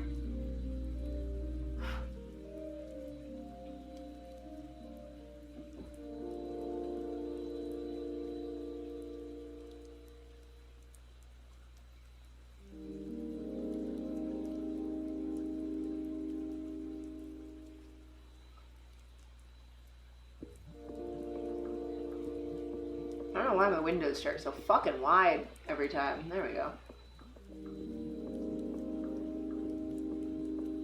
Okay. I'm gonna cover a thing. I don't really follow Eurovision, but this bit of Eurovision definitely caught my attention. So we're gonna cover this bit because I want to. And because I want to, so we are. Remastering. Yeah. So because I want to, we're going to. So we've got this situation. We've got this situation. Non-binary person doing a Satanism. Making right-wingers mad. So I don't usually cover Eurovision anyway, because it's like, pop music's not really my thing. But also this year, they're allowing Israel still in it after all of the bullshit with Palestine. So again, I'm not like actually watching the stuff, but this article is fun because like this act is fucking great. So, non-binary performer from Ireland did a Satanism and then also wore the trans flag, and I'm super fucking into this. It's so goddamn cool. So yeah. Non-binary singer, songwriter, and Irish Eurovision entrant Bambi Thug, which is that name though, is making waves with their wild semi-final performance being labeled as demonic and satanic by right-wingers. The song, Doomsday Blue, has given the nation of Ireland their first finalist position in the iconic song competition in 6 years, and it's not hard to see why. It's so fucking cool. Like, it's so cool. Very much my sort of thing. Like, and like also as someone who's like performed before, like seeing them do like put so much effort in the performance, like I can see why like they did so well. I'm not gonna like read through the description of the performance because like we'll just watch it. But like yeah, people were praising it. And also, this is the thing I'm really excited for, is, again, like I was saying, Eurovision faced criticism for including Israel, and the Broadcasting Union wouldn't let them put ceasefire and freedom for Palestine at the end of their performance, so they wrote the words on their body in the ancient Celtic language, Ogham. Let me see if... Yeah. We'll go back in a sec. Fucking fuck off, Twitter.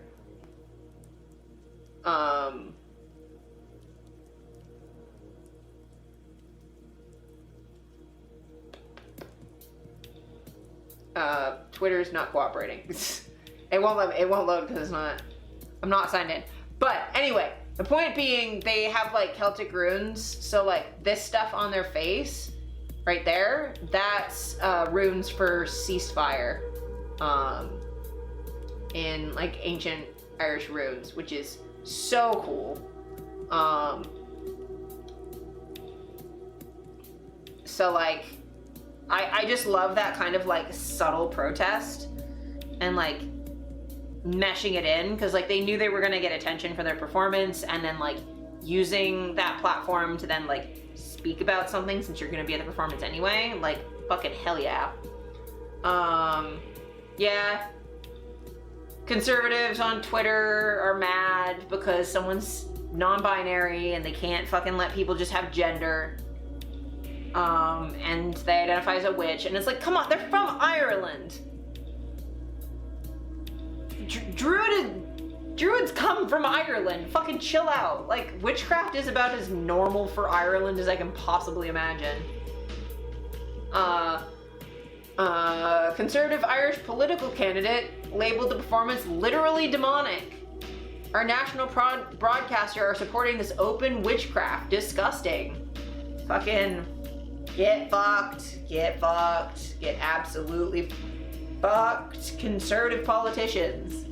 Like, sure, it's witchcraft. Fucking get over it. Get over it. Like, you're in Ireland. Look up the Magdalene laundries and shut up. Just shut up. Witchcraft is way less harmful than the Catholic Church has been in Ireland, so please chill. Criminally convicted far-right figurehead called it a sick satanic ritual. And Ollie London, this is so petty, best known for getting plastic surgery to look like Jimin from BTS was decrying the song for being about witchcraft, casting spells, and satanic sacrifice. Like, there's definitely some witchcraft and stuff in there, but it's like, who cares? Who cares? Also, like, again, Ollie London. Yeah, speaking of trying to look for, like, Jimin, he's trying to look like a Korean man. Ollie London's white. So maybe the racist could, like shush for, like, a second. Another user asked, why is this being normalized? How are we at the stage of literally minimizing actual satanic worship and witchcraft? I mean,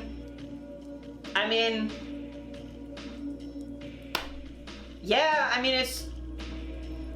hear as an actual Satanist. I don't even think Bambi is a Satanist. But even if they were, like, who gives a shit? Fucking get over yourselves. Like, okay, it's scary. You know what's scary to me? Everything conservatives do ever. And I managed to put up with it. So,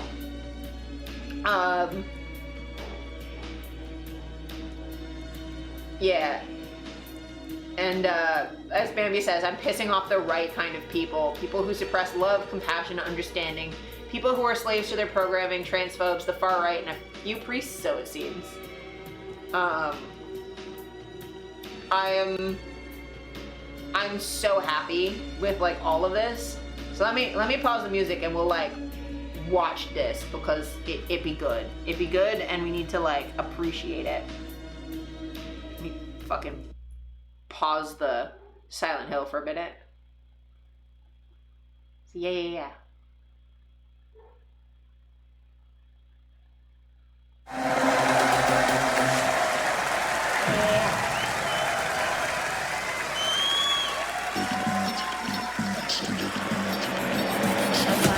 I speak to destroy the feelings I have. I cannot avoid two twisted tongues. I exploit you. All the praise in your bed escape your hands and make you sad. And all the things you wish you had. Those horns and those nails.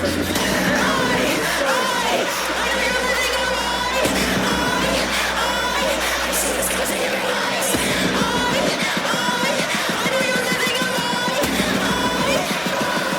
Guess you'd rather have a star than the moon.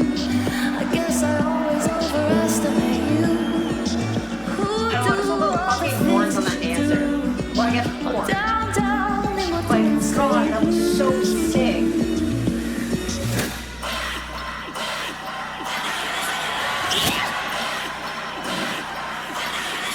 I thought I could dive the thoughts in my head, the places I touch when lying in bed. I'm also, like, super into the fucking pentagram candles. My Like, heart it be makes me buried so in the good. ground, and true as strings I bind your bound, so when you sleep you'll hear my sound. I know you're living a lie. I see the scars in your eyes. I know you're living a lie. I guess you'd rather have a star than the moon. I guess I always overestimate you. Who do all the things that you do?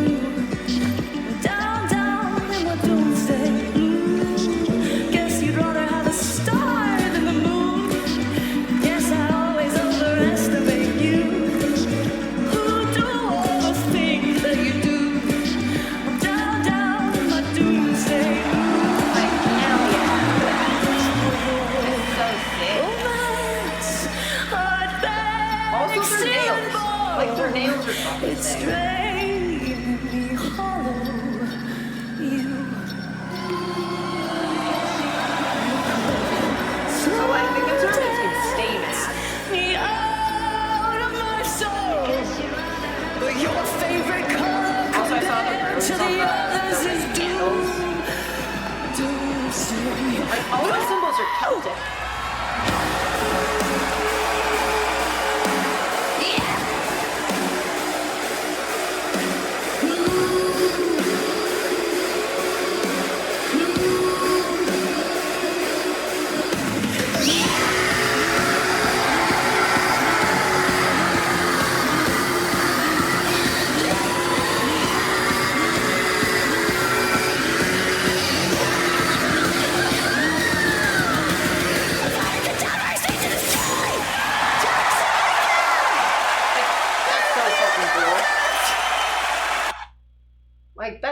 performance is dope, and conservatives could just stay mad about it, to be honest.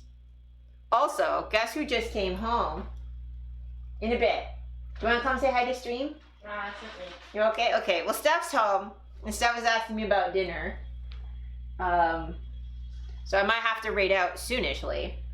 But yeah, I'm so pleased with that performance, and like for real, it's not even like, I see where they're getting the Satanism from, because there's a pentagram in it and it's upside down. Who cares? Who cares? It's more Celtic than it is anything. And like the fact that like Ireland's conservatives are getting mad about there being art of their own heritage, because it's like,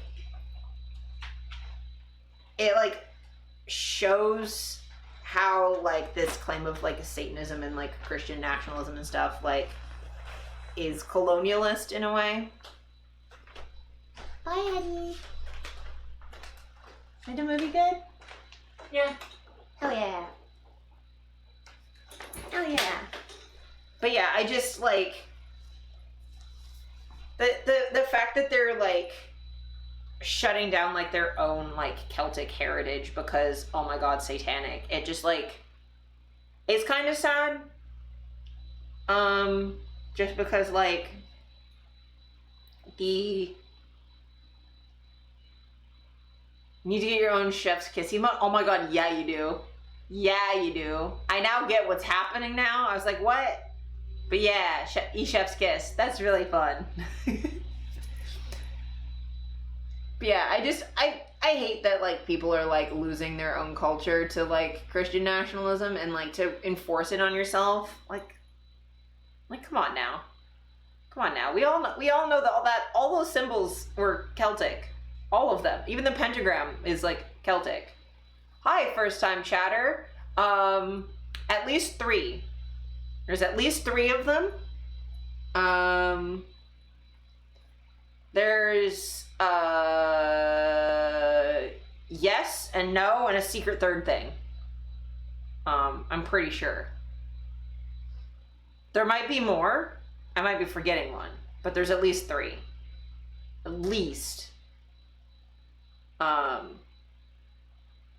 least that I can think of off the top of my head. But yeah. I definitely hope that like the folks in Ireland push back on that a little bit, just because like the pentagram, like the pentacle is in like Druidic history, and like all of those other symbols are all Celtic.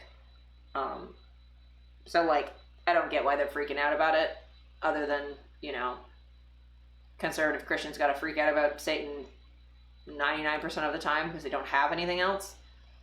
They don't have a positive message to offer, so they have to just like try and scare people. Just sad.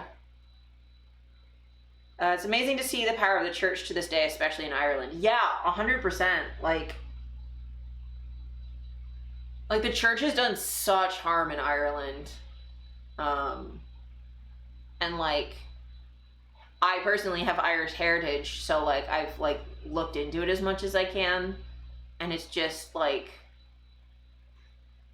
so much of that wouldn't have happened if the church had just like left well enough alone. I am gonna start untying at least so that I can like be ready for dinner, because I am starting to get hungry. We're not ending yet. I'm just getting the rope off, because this is gonna take me a second. Irish are a funny bunch. They tend to vote decently. Yeah, for sure. Like, I think it's just like, I don't know, the conservatives are loud, as they always are everywhere. They're loud and obnoxious, and they need to fuck the fuck off. Wee.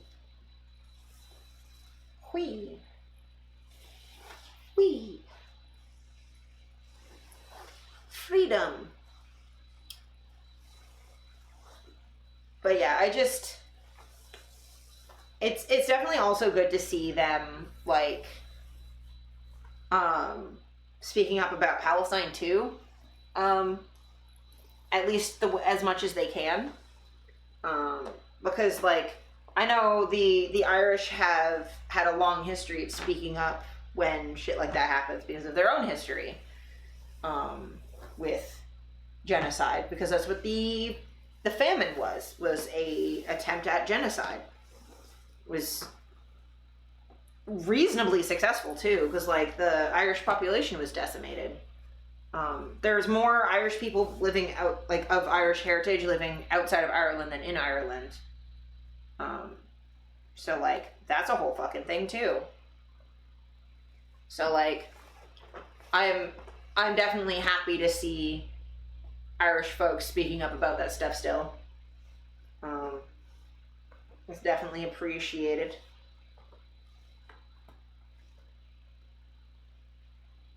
Like that's, I think the part of Irish heritage that I love the most is like that, that like I'm the most proud of and like want to keep with me is that like speaking up when shit like that happens. Because I know when they had the ICJ thing that some folks from Ireland were also there like speaking up, which is as you know as they should.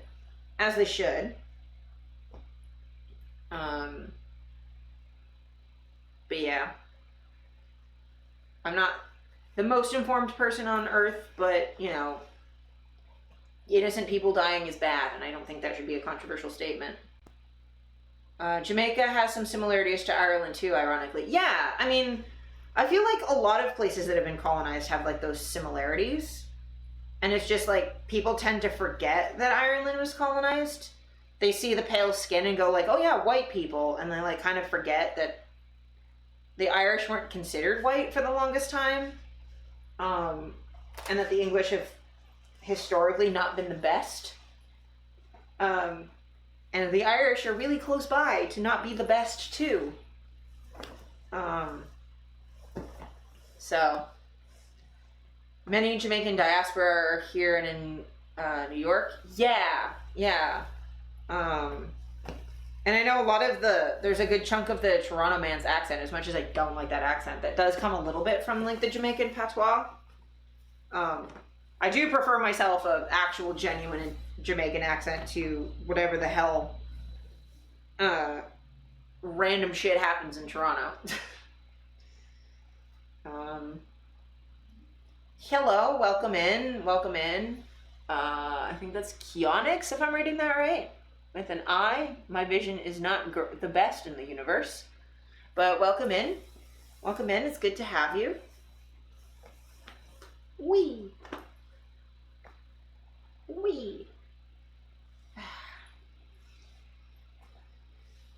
But yeah, I've been to Jamaica before. It's a very nice country. And I had a really good friend growing up who was not from Jamaica, but like Caribbean. Not many people pronounce the name right. Oh, I'm glad I got it. Yeah. I'm glad I got it. I'm not always great with names, but I'm glad I guessed correctly. Hell yeah. And yeah, people get the Azura in my name wrong sometimes. They like can't quite figure out what's happening. So like I definitely feel you on that one. Okay. Oh my goodness. Almost free. You're almost free. Whee! Freedom! For now, at least. Freedom for now, at least. Oh, my legs feel weird. They're not used to bending. They've been straight for so long. Which is not my normal state. I'm not straight at all.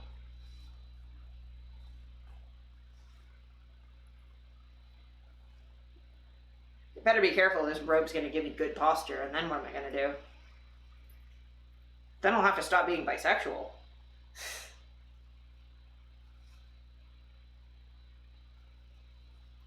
Whee! Okay, sweet. All that's done. Shears, please. Please, go in the pocket. Go in where you go. Where you do, where you be. But yeah, oh, I have to put music back on now that we're not listening to thing no more. But yeah. Yeah. It's been lovely to like actually fucking be back streaming and hanging with people though. Like it's been too long not doing it, honestly.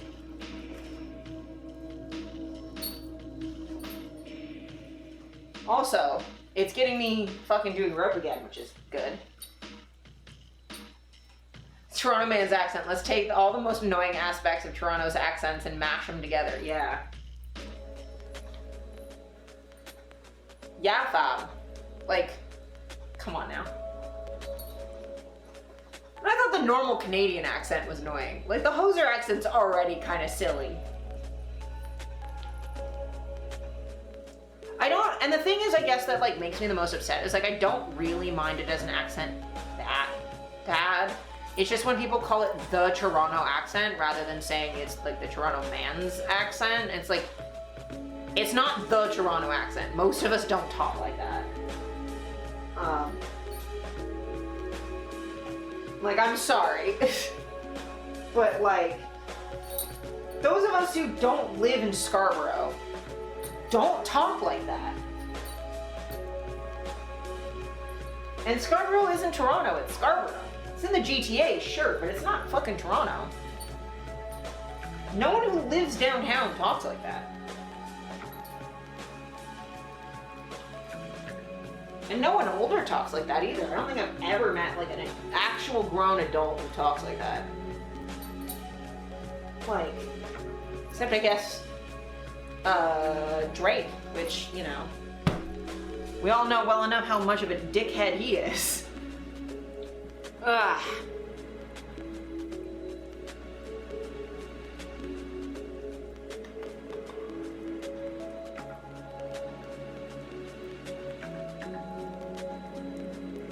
Hell yeah, hell yeah. So, I think I'm hungry enough that it's time to raid out so that I can go eat dinner. And I think Steph will appreciate me not yelling in the living room. Right next to where she's hanging out. So, I'm gonna raid out, but stay with me, because I'm gonna raid a lovely community member named Ellie Kedward, who's playing Dead by Daylight. She's lovely. Go say hi for me. And I appreciate y'all lots. Yeah. Stay with us, and we're gonna raid. I'm gonna raid. Just gonna wait for the ads to end, and then we're gonna raid. Hell yeah. Hell yeah, hell yeah. It'll be funny when someone films a hoser versus Toronto man's Donnybrook, and very few of us will understand a word. Oh my god, right? Right? Frickin' Toronto man's and hoser together would just be a bad time. I think Salt would lose his mind. But yeah, so we're gonna raid Ellie. Thank you so much for hanging with me today. I appreciate it a lot. And be good to yourself. And have a good night. Okay. And I will probably stream either Thursday next week or I won't. But I will post in my Discord and stuff. But like, it'll either be Thursday or it'll be the week after. But yeah. Okay, have a good one. I love y'all. Bye.